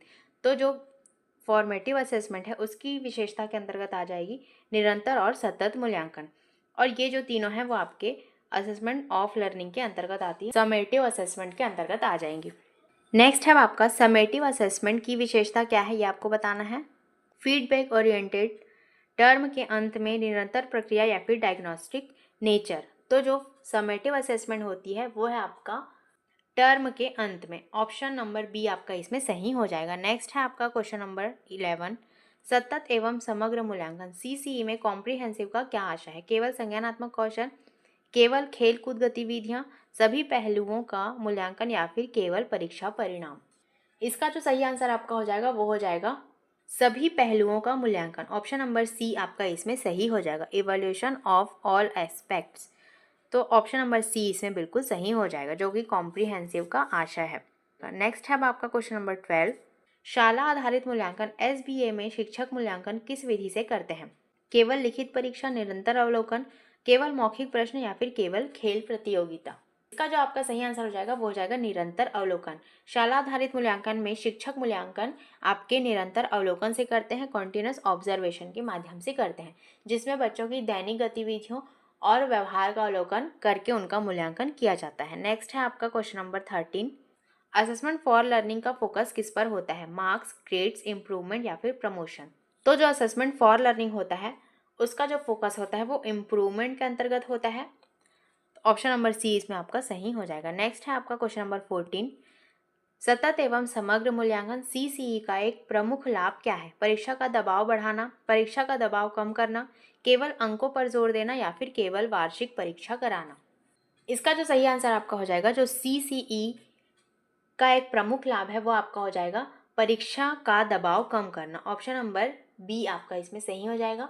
CCE जो है बच्चों पर वार्षिक परीक्षा का तनाव घटाता है और सीखने को आपका सहज बनाता है। नेक्स्ट है आपका क्वेश्चन नंबर 15, CCE का पूरा नाम क्या है? Continuous and child evaluation, continuous and comprehensive evaluation, creative and cognitive evaluation या फिर कॉम्प्रिहेंसिव चाइल्ड एजुकेशन। इसका जो सही आंसर आपका हो जाएगा वो हो जाएगा continuous and comprehensive evaluation. CCE का पूरा नाम option number B continuous and comprehensive evaluation हो जाएगा। नेक्स्ट है आपका क्वेश्चन नंबर 16, इनमें से कौन सा असेसमेंट फॉर लर्निंग का उदाहरण नहीं है? समूह चर्चा, क्लास क्विज, वार्षिक परीक्षा या फिर मौखिक टेस्ट। तो इनमें से जो असेसमेंट फॉर लर्निंग का उदाहरण नहीं है वो है आपका वार्षिक परीक्षा। जो एनुअल एग्जाम होता है वो आपके समेटिव असेसमेंट का उदाहरण हो जाएगा, असेसमेंट ऑफ लर्निंग का उदाहरण हो जाएगा। तो इसीलिए ऑप्शन नंबर सी इसमें बिल्कुल सही हो जाएगा, क्योंकि हमसे नहीं पूछा गया है। नेक्स्ट है आपका क्वेश्चन नंबर 17, इनमें से कौन सा असेसमेंट ऑफ लर्निंग का उदाहरण नहीं है? यूनिट टेस्ट, वार्षिक परीक्षा, सेमेस्टर परीक्षा या फिर बोर्ड परीक्षा। तो जो यूनिट टेस्ट होती है वो आपके असेसमेंट ऑफ लर्निंग का उदाहरण नहीं है, बाकी ये सभी आपके असेसमेंट ऑफ लर्निंग का उदाहरण है। और जो यूनिट टेस्ट है वो आपके असेसमेंट फॉर लर्निंग का उदाहरण हो जाएगा। अब आज का हमारा लास्ट क्वेश्चन आप इसमें देख सकते हैं, सीखने का मूल्यांकन मुख्यतः कब किया जाता है?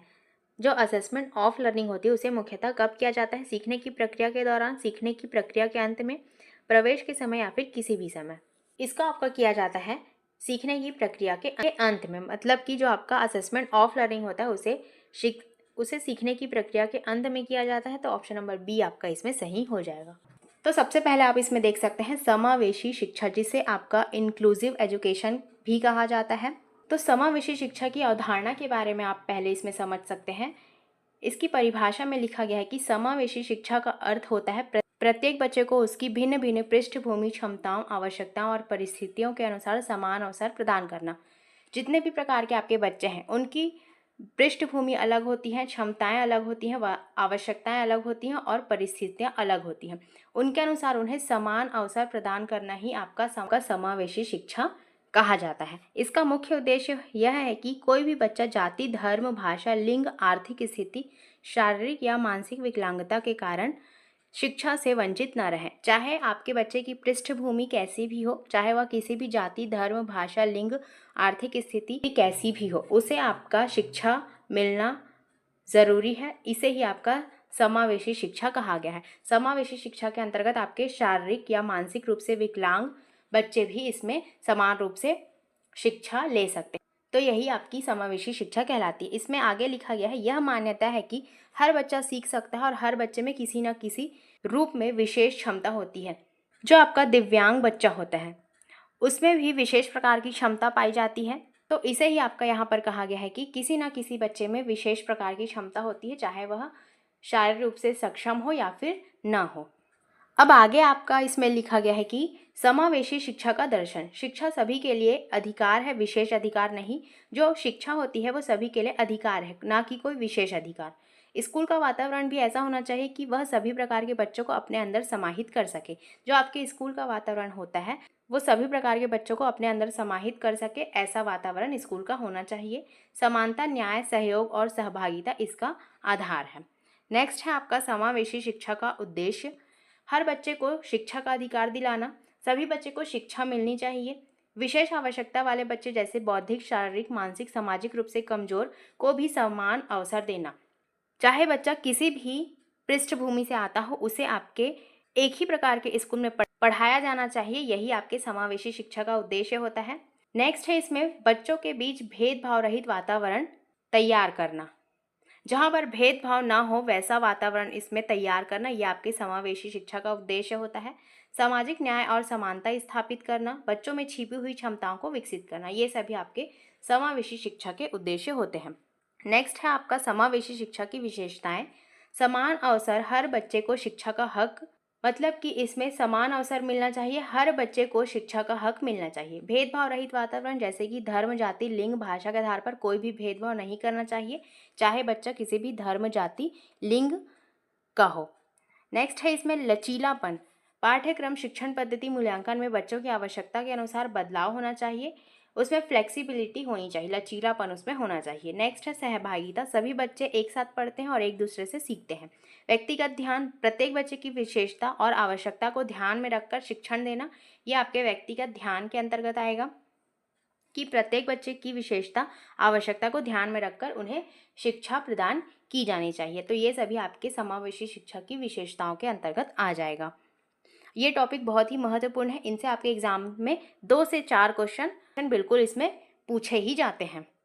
तो लास्ट तक आप इसमें जरूर बने रहेंगे, लास्ट में हम इनके क्वेश्चन आंसर सॉल्व करेंगे। अब नेक्स्ट है आपका समावेशी शिक्षा के लाभ। बच्चों में आत्मविश्वास और आत्मसम्मान बढ़ता है, सामाजिक समरसता और सहयोग की भावना विकसित होती है, भेदभाव कम होता है, समाज अधिक न्यायपूर्ण बनता है, विशेष आवश्यकता वाले बच्चों को भी समाज में मुख्य धारा में जगह मिलती है, सामान्य बच्चों में संवेदनशील और सहानुभूति की भावना आती है। ये सभी आपके समावेशी शिक्षा के लाभ के अंतर्गत आ जाएंगे। नेक्स्ट है आपके समावेशी शिक्षा में जो शिक्षक की भूमिका होती है, सभी बच्चों को बराबरी से स्वीकार करना।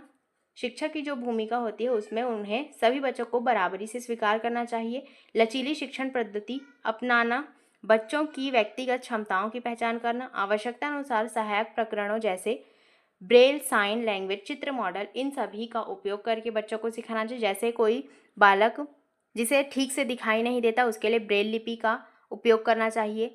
जो बालक अच्छे से सुन नहीं सकता उसके लिए साइन लैंग्वेज का उपयोग किया जाना चाहिए।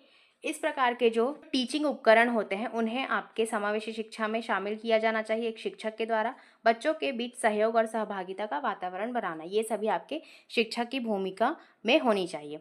नेक्स्ट है आपके समावेशी शिक्षा में जो चुनौतियाँ आती हैं, संसाधनों की कमी, विशेष शिक्षक, उपकरण, अनुकूलन, पाठ्यक्रम, ये सभी समावेशी शिक्षा में एक चुनौती का कारण बनती है कि आपके पास ठीक प्रकार के साधन उपस्थित नहीं होते। इनसे आपका जो समावेशी शिक्षा है वो अच्छे से नहीं हो पाता। नेक्स्ट है शिक्षकों का प्रशिक्षण अधूरा होना, समाज में अभी भी भेदभाव की मानसिकता, बड़े वर्ग जैसे कि लार्ज क्लासरूम में व्यक्तिगत ध्यान देना कठिन हो पाता है, आर्थिक स्थिति कमजोर होने से हर परिवार को समान अवसर न मिलना। तो ये सभी आपके समावेशी शिक्षा में एक चुनौतियों का कारण बनता है। अब आगे आप इसमें देख सकते हैं समावेशी शिक्षा को सफल बनाने के उपाय। शिक्षकों को विशेष प्रशिक्षण देना, स्कूलों में आवश्यक संसाधन उपलब्ध करना। अगर ये सभी उपाय आप करेंगे तो समावेशी शिक्षा और बेहतर होगी। नेक्स्ट है पाठ्यक्रम और मूल्यांकन को लचीला बनाना, अभिभावकों और समाज की भागीदारी सुनिश्चित करना और बच्चों के लिए सहयोगी और मैत्रीपूर्ण वातावरण बनाना। तो इन सभी उपाय से आप समावेशी शिक्षा को और भी सफल बना सकते हैं। नेक्स्ट है आपका इसका जो निष्कर्ष आप इसमें देख सकते हैं, समावेशी शिक्षा केवल एक प्रणाली नहीं है बल्कि एक मानव अधिकार, सामाजिक न्याय का आंदोलन है। इसका जो मकसद है कोई भी बच्चा शिक्षा से वंचित ना हो और हर बच्चा अपनी क्षमताओं के अनुसार आगे बढ़ सके। यही आपके समावेशी शिक्षा के अंतर्गत आता है। इसमें कोई भी बच्चा जो है शिक्षा से वंचित ना रहे और हर बच्चा अपनी क्षमताओं के अनुसार आगे बढ़े। यही आपकी समावेशी शिक्षा का उद्देश्य, यही आपका निष्कर्ष निकलता है। तो दोस्तों यहाँ तक आपकी जो समावेशी शिक्षा की थ्योरी है उसे कंप्लीट कर लिया। अब हम इसके एमसीक्यूज को कवर करेंगे, तो लास्ट तक आप इसमें ज़रूर बने रहेंगे और साथ ही साथ आप भी इन सभी क्वेश्चन को सॉल्व करने की कोशिश करेंगे।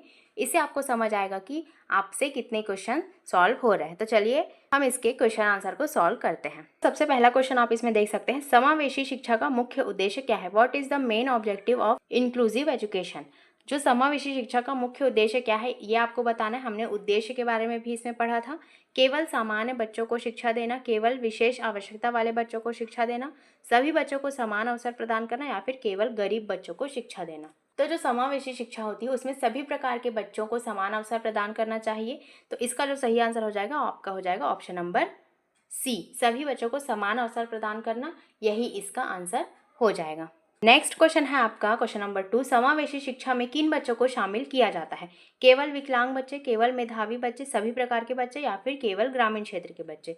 तो समावेशी शिक्षा में आपके सभी प्रकार के बच्चों को शामिल किया जाता है, इसीलिए इसका नाम ही समावेशी शिक्षा कहलाता है।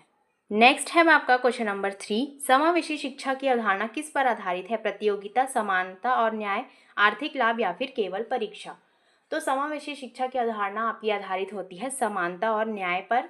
तो इसका ऑप्शन नंबर बी आपका इसमें सही हो जाएगा, इक्वालिटी एंड जस्टिस इसका सही आंसर हो जाएगा। नेक्स्ट है आपका हर बच्चा सीख सकता है, यह विचार किससे संबंधित है? विशेष शिक्षा, समावेशी शिक्षा, पारंपरिक शिक्षा, या फिर व्यावसायिक शिक्षा? तो हर बच्चा सीख सकता है यह आपके समावेशी शिक्षा पर आधारित होती है, इंक्लूसिव एजुकेशन से ये संबंधित रखता है, इसीलिए ऑप्शन नंबर बी आपका इसमें सही हो। नेक्स्ट है आपका क्वेश्चन नंबर 5, समावेशी शिक्षा में शिक्षक की मुख्य भूमिका क्या है? सभी बच्चों को स्वीकार करना और सहयोग करना, केवल पढ़ाना, बच्चों में प्रतियोगिता कराना, या फिर कमजोर बच्चों को अलग करना? तो समावेशी शिक्षा में जो शिक्षक की भूमिका होती है वो है आपके सभी बच्चों को स्वीकार करना और सहयोग करना, ऑप्शन नंबर ए आपका इसमें सही हो जाएगा। नेक्स्ट है आपका क्वेश्चन नंबर 6, समावेशी शिक्षा किस अधिकार से जुड़ी है? मौलिक अधिकार, संपत्ति का अधिकार, अभिव्यक्ति का अधिकार, या फिर शिक्षा का अधिकार? तो समावेशी शिक्षा किस पर आधारित है? तो यह आपके शिक्षा का अधिकार से जुड़ी हुई है, तो ऑप्शन नंबर डी आपका इसमें सही हो जाएगा, राइट टू एजुकेशन से ये जुड़ी हुई है। नेक्स्ट है आपका क्वेश्चन नंबर 7, समावेशी शिक्षा किस प्रकार का वातावरण चाहती? प्रतिस्पर्धात्मक, भेदभाव रहित, केवल अनुशासनात्मक, या फिर आर्थिक? तो समावेशी शिक्षा किस प्रकार का वातावरण चाहती है? तो ये चाहती है भेदभाव रहित वातावरण, ऑप्शन नंबर बी इसमें आपका सही हो जाएगा। नेक्स्ट है आपका क्वेश्चन नंबर 8, निम्न में से कौन सा इंक्लूसिव एजुकेशन का लाभ है? आत्मविश्वास और सहानुभूति बढ़ाना, बच्चों में भेदभाव बढ़ना, बच्चों को अलग करना, या फिर केवल तेज बच्चों को अवसर? तो इंक्लूसिव एजुकेशन का लाभ क्या है?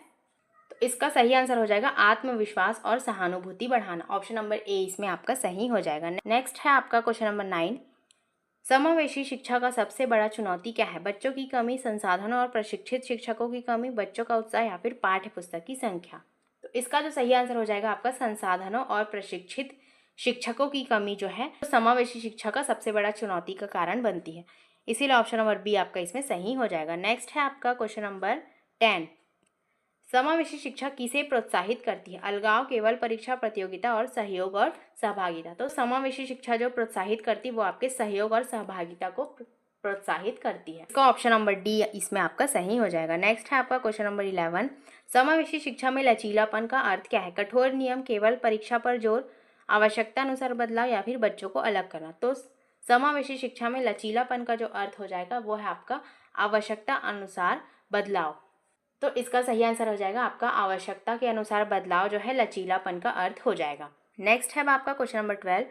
समावेशी शिक्षा के दर्शन का मूल्य क्या है? मानव अधिकार, आर्थिक लाभ, प्रतियोगिता और निजी शिक्षा। तो इसका जो सही आंसर हो जाएगा आपका मानव अधिकार इसमें हो जाएगा। ऑप्शन नंबर ए इसमें बिल्कुल सही हो जाएगा। नेक्स्ट है आपका इंक्लूसिव एजुकेशन में कौन सा सिद्धांत लागू होता है? भेदभाव का सिद्धांत, समानता का सिद्धांत, प्रतिस्पर्धा का सिद्धांत या फिर कठोरता का सिद्धांत। तो इंक्लूसिव एजुकेशन में आपका जो सिद्धांत लागू होता है वो है आपका समानता का अधिकार। ऑप्शन नंबर बी इसमें आपका सही हो जाएगा। नेक्स्ट है आपका question number 14।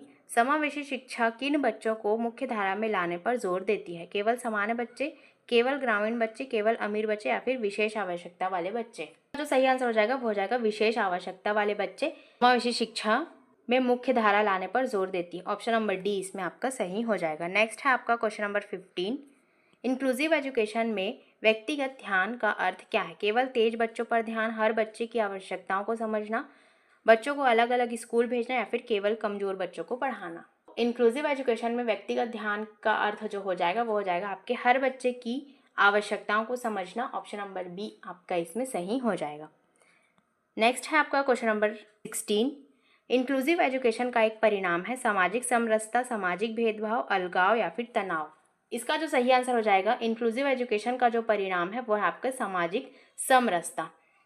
Option number A इसमें आपका सही हो जाएगा। नेक्स्ट है क्वेश्चन नंबर 17। इंक्लूसिव एजुकेशन में कौन सी शिक्षा पद्धति उपयोगी है? कठोर व्याख्यान पद्धति, लचीली और गतिविधि आधारित पद्धति, केवल रटने की पद्धति या फिर केवल परीक्षा पद्धति। तो इसका जो सही आंसर आपका हो जाएगा कौन सी पद्धति उपयोगी है, तो ये आपका लचीली और गतिविधि आधारित पद्धति जो है वो इसमें आपको उपयोगी हो जाएगी। ऑप्शन नंबर बी इसमें आपका सही हो जाएगा। नेक्स्ट है आपका क्वेश्चन नंबर 18।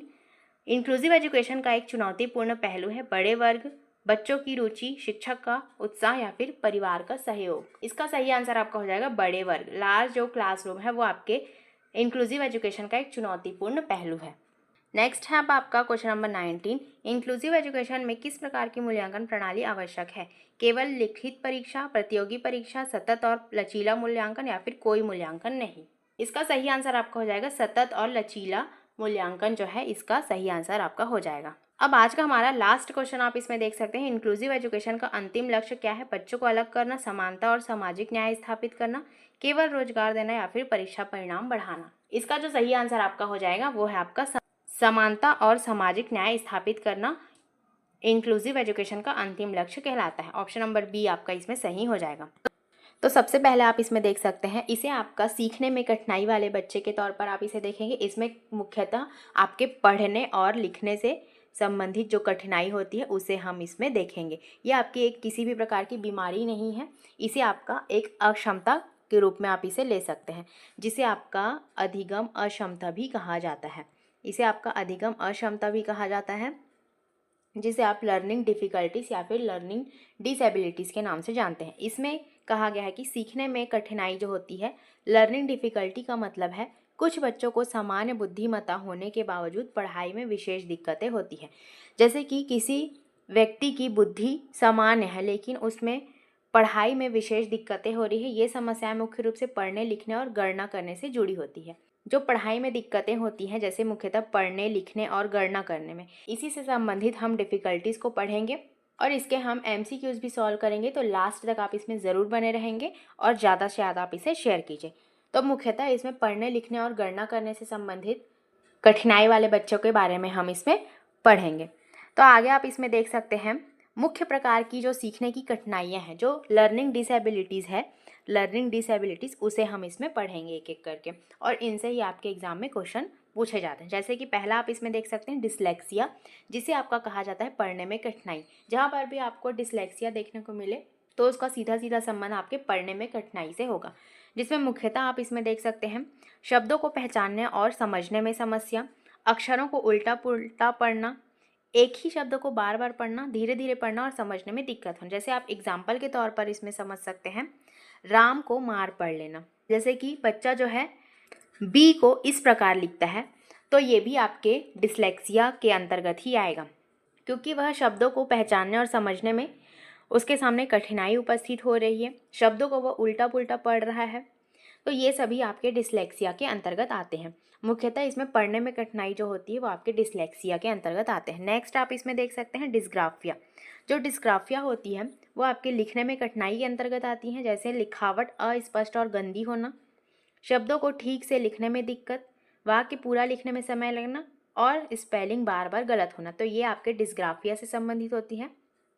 जहाँ पर भी आपको लिखने में कठिनाई से संबंधित क्वेश्चन पूछा जाए तो उसमें आप डिस्ग्राफिया लगा कर आएंगे। एग्जाम्पल के तौर पर आप इसमें समझ सकते हैं, जैसे स्कूल को आप स्कूल इस प्रकार से लिख रहे हैं, गलत स्पेलिंग के द्वारा इसे आप लिख रहे हैं, तो ये आपके डिस्ग्राफिया से संबंधित होगा। नेक्स्ट आप इसमें देख सकते हैं डिसकैलकुलिया।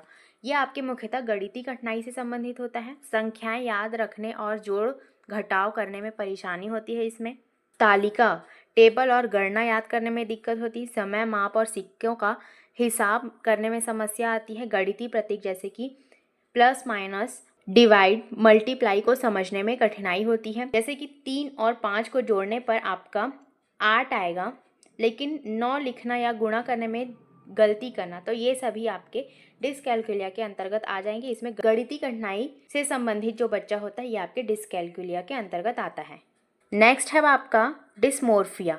डिस्मोर्फिया जो होती है वो भ्रम वाली स्थिति होती है। जैसे इसमें बच्चा या व्यक्ति अपनी शारीरिक बनावट या रूप रंग को लेकर भ्रमित रहता है।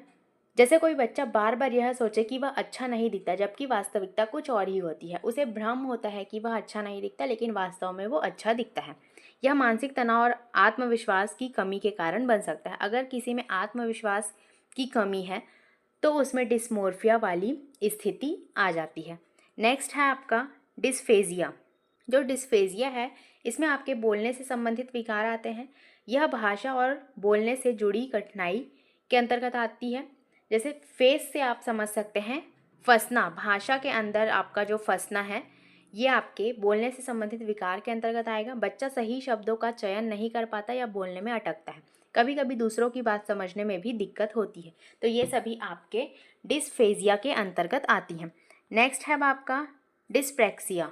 शारीरिक कौशल से संबंधित जो समस्या होती है इसमें बच्चे को शरीर से जुड़े कार्यों, फिजिकल स्किल्स में कठिनाई होती है। जैसे लिखना, जूते के फीते बांधना, गेंद पकड़ना, संतुलन बनाना, ये सभी आपके मोटर स्किल्स की कमजोरी के कारण होते हैं। जिसमें मोटर स्किल्स की कमजोरी है वो आपके डिस्प्रैक्सिया के अंतर्गत आएंगे। इसमें आपके फिजिकल स्किल्स में कठिनाई होती है, तो ये सभी आपके डिस्प्रैक्सिया के अंतर्गत आ जाएंगी। नेक्स्ट है आपका डिस्थीमिया। डिस्थीमिया में लिखा गया है कि तनाव से संबंधित समस्या। यह एक प्रकार का दीर्घकालिक क्रॉनिक मतलब कि हल्का अवसाद होता है। बच्चा हमेशा उदास, चिड़चिड़ा और नकारात्मक सोच में रहता है। इसमें ध्यान और सीखने की क्षमता भी प्रभावित होती है। ये आपके डिस्थीमिया मतलब कि सीधे सीधे आपके तनाव से संबंधित समस्या होती है। नेक्स्ट है आपका ADHD। ये सभी जितने भी प्रकार की डिफ़िकल्टीज़ यहाँ पर आपको बताई जा रही है इनसे ही आपके एग्ज़ाम में क्वेश्चन पूछे जाते हैं, इसीलिए एक एक डिफ़िकल्टीज़ को आप अच्छे से याद रखेंगे। इसका जो पूरा नाम है वो है attention deficit hyper active disorder. इसमें बच्चा एक जगह ध्यान केंद्रित नहीं कर पाता, बहुत एक्टिव, हाइपर एक्टिव रहता है। यहाँ जो बच्चा होता है एक ही जगह पर अपना ध्यान केंद्रित नहीं कर पाता, उसका ध्यान बार बार भटकता है। जैसे क्लास में पढ़ाई पर ध्यान न देना, बार बार इधर उधर भागना, जल्दी जल्दी बातें करना, इसका असर पढ़ाई और व्यवहार दोनों पर पड़ता है। तो ये आपके ADHD attention deficit hyper active disorder के अंतर्गत आ जाएगा। अब नेक्स्ट है आपका ऑटिज्म, जिसे आपका स्वलीनता या फिर आत्मकेंद्रिता भी कहा जाता है। इसमें बच्चा दूसरों से सही तरीके से बातचीत या सामाजिक संबंध नहीं बना पाता, उसे सामाजिक संबंध बनाने में कठिनाई होती है। व्यवहार दोहराव रिपीटेटिव वाला होता है, जैसे बार बार एक ही शब्द को बोलना, खिलौनों को एक ही तरह से सजाना। सामाजिक संचार सोशल कम्युनिकेशन की चुनौतियाँ पैदा करता है, मतलब कि उसे सामाजिक संबंध बनाने में कठिनाई होती है, दूसरों से बातचीत करने, इंटरेक्ट करने में उसे दिक्कतें आती। तो ये आपके ऑटिज्म स्वलीनता के अंतर्गत आ जाएगी। नेक्स्ट है आपका लोकोमोटर डिसेबिलिटीज़। गामक अक्षमता जो होती है यह विकलांगता शरीर के मसल्स या अंगों से जुड़ी होती है। बच्चा सामान्य तरीके से चल फिर नहीं पाता, जैसे चलने में दिक्कत, दौड़ने में कठिनाई, कूदना, हाथ में वस्तु पकड़ने में परेशानी, यह शारीरिक विकलांगता कहलाती है। तो ये आपके गामक अक्षमता, लोकोमोटर डिसेबिलिटीज के अंतर्गत आती है, जिसमें शरीर के मसल्स अच्छे से काम नहीं कर पाते। अब नेक्स्ट आप इसमें बच्चों की विशेषताओं के बारे में देख सकते हैं। जो इस प्रकार के बच्चे होते हैं उनमें भी विशेषताएं पाई जाती हैं। बुद्धिमत्ता समान होती पर पढ़ाई में समस्या आती है, ध्यान जल्दी भटकता है, आत्मविश्वास कम हो जाता है, धीरे धीरे सीखते हैं पर बार बार दोहराने से सीख जाते हैं, कक्षा में पीछे रह जाते हैं और हताश महसूस करते हैं। ये सभी विशेषताएं इस प्रकार के बच्चों में पाई जाती हैं। नेक्स्ट है, इसके उपाय भी आप इसमें देख सकते हैं। जो टीचिंग स्ट्रेटेजीज होती हैं, पहला है आपका एक्स्ट्रा टाइम, अतिरिक्त समय जो होता है। परीक्षा या कार्य पूरा करने के लिए सामान्य बच्चों से अधिक समय इन्हें देना चाहिए, इससे दबाव कम होगा और वो शांत होकर काम कर पाएंगे। जो इस प्रकार के बच्चे होते हैं जो लर्निंग डिफ़िकल्टीज से जूझते हैं, उन्हें आपका एक्स्ट्रा टाइम देना चाहिए जिससे वो अच्छे से पढ़ पाएँ। नेक्स्ट है आपका व्यक्तिगत मार्गदर्शन, इंडिविजुअल गाइडेंस। हर बच्चे की अलग अलग समस्या को पहचानें, एक एक करके समझाएं और बार बार अभ्यास कराएं, सकारात्मक प्रोत्साहन, इनकरेजमेंट दें। तो ये सभी आपके इंडिविजुअल गाइडेंस के अंतर्गत आ जाएंगी। नेक्स्ट है आपका विजुअल एड्स, दृश्य सहायक सामग्री, चित्र, चार्ट, मॉडल, फ्लैश कार्ड का उपयोग करें, रंगीन अक्षर और संख्याओं से पढ़ाना, खेल और गतिविधि आधारित शिक्षण। जो विजुअल एड्स होते हैं इन सभी के माध्यम से अगर आप बच्चों को पढ़ाएंगे तो वो ज़्यादा अच्छे तरीके से सीखेंगे। नेक्स्ट है आपका तकनीकी साधनों का प्रयोग, use of technology, computer, mobile apps, e books, शैक्षिक गेम्स, ऑडियो विजुअल माध्यम, वीडियो एनिमेशन, ये सभी जो आपके टेक्नोलॉजीज़ होते हैं उन सभी साधनों का आप अगर उपयोग करेंगे बच्चों की पढ़ाई में तो वो ज़्यादा अच्छे तरीके से सीखेंगे। नेक्स्ट है आपका सकारात्मक वातावरण, पॉजिटिव इन्वायरमेंट। बच्चों को डांट फटकार से बचाएं, छोटी छोटी सफलताओं पर भी उनकी सराहना करें, सहयोगी और समझदार माहौल बनाएं। तो ये आपके एक सकारात्मक वातावरण के अंतर्गत आएगा जिससे बच्चे ज़्यादा अच्छे तरीके से सीखेंगे। अब इन सभी के बारे में एक निष्कर्ष भी निकलता है, इसे आप इसमें देख सकते हैं। सीखने में कठिनाई वाले बच्चे बहुत ही बुद्धिमान होते हैं, लेकिन उनके सीखने की शैली अलग अलग होती है। अगर उन्हें अतिरिक्त समय, व्यक्तिगत ध्यान और दृश्य सहायक सामग्री मिले तो वे भी सामान्य बच्चों की तरह ही सफल हो सकते हैं। तो ज़रूरी नहीं कि जो बच्चा इस समस्याओं से जूझ रहा है वो बुद्धिमान नहीं हो सकता, वो बिल्कुल बुद्धिमान हो सकता है। अगर उन्हें ये सभी चीज़ें प्रोवाइड की जाएँ तो वो ज़्यादा अच्छे तरीके से सीख सकते हैं। तो यही इसके निष्कर्ष के अंतर्गत निकलता है।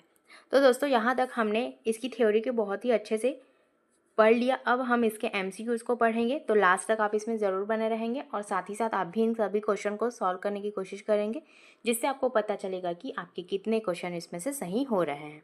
तो सबसे पहला क्वेश्चन आप इसमें देख सकते हैं, ये सभी क्वेश्चन बायलिंगुअल होंगी, तो इंग्लिश मीडियम वाले और हिंदी मीडियम वाले दोनों बच्चे इसमें देख सकते हैं। तो सबसे पहला क्वेश्चन आपका है, डिसलेक्सिया किससे संबंधित है? डिसलेक्सिया इज रिलेटेड टू लिखने में कठिनाई, गणना की कठिनाई, पढ़ने की कठिनाई या फिर बोलने की कठिनाई। तो हमने पढ़ा था जो डिसलेक्सिया होता है वो मुख्यतः पढ़ने की कठिनाई के अंतर्गत आता है, जिसे पढ़ने में कठिनाई होती है, जिसे शब्द पहचानने में कठिनाई होती है, तो ये आपके रीडिंग डिफ़िकल्टी के अंतर्गत आ जाएगी। नेक्स्ट है आपका डिस्ग्राफिया। डिस्ग्राफिया में बच्चा किससे परेशान होता है? चित्र बनाना, लिखना, पढ़ना या फिर गिनना।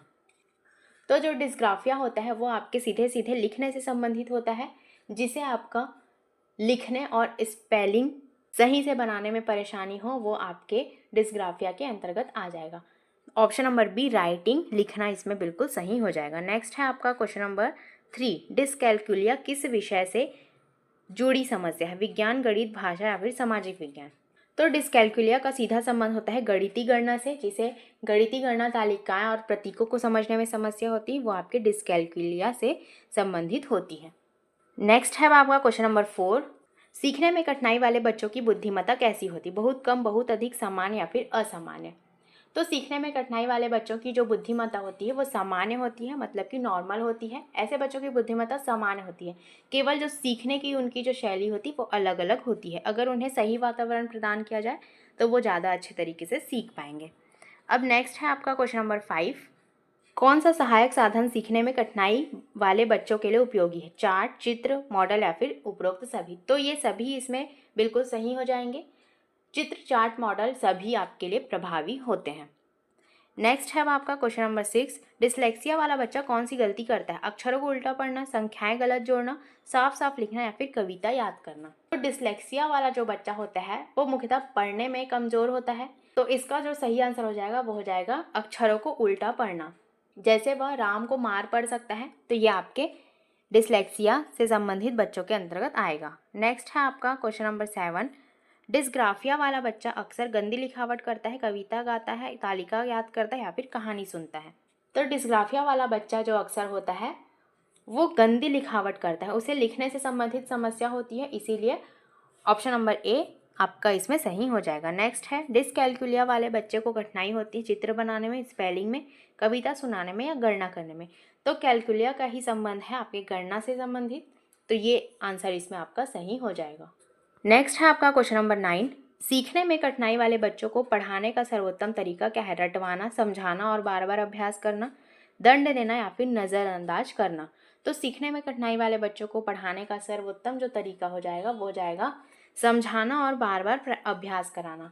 ऑप्शन नंबर बी आपका इसमें सही हो जाएगा। बार बार अभ्यास से जो बच्चे हैं वो ज़्यादा अच्छे तरीके से सीखते हैं। नेक्स्ट है आपका क्वेश्चन नंबर 10।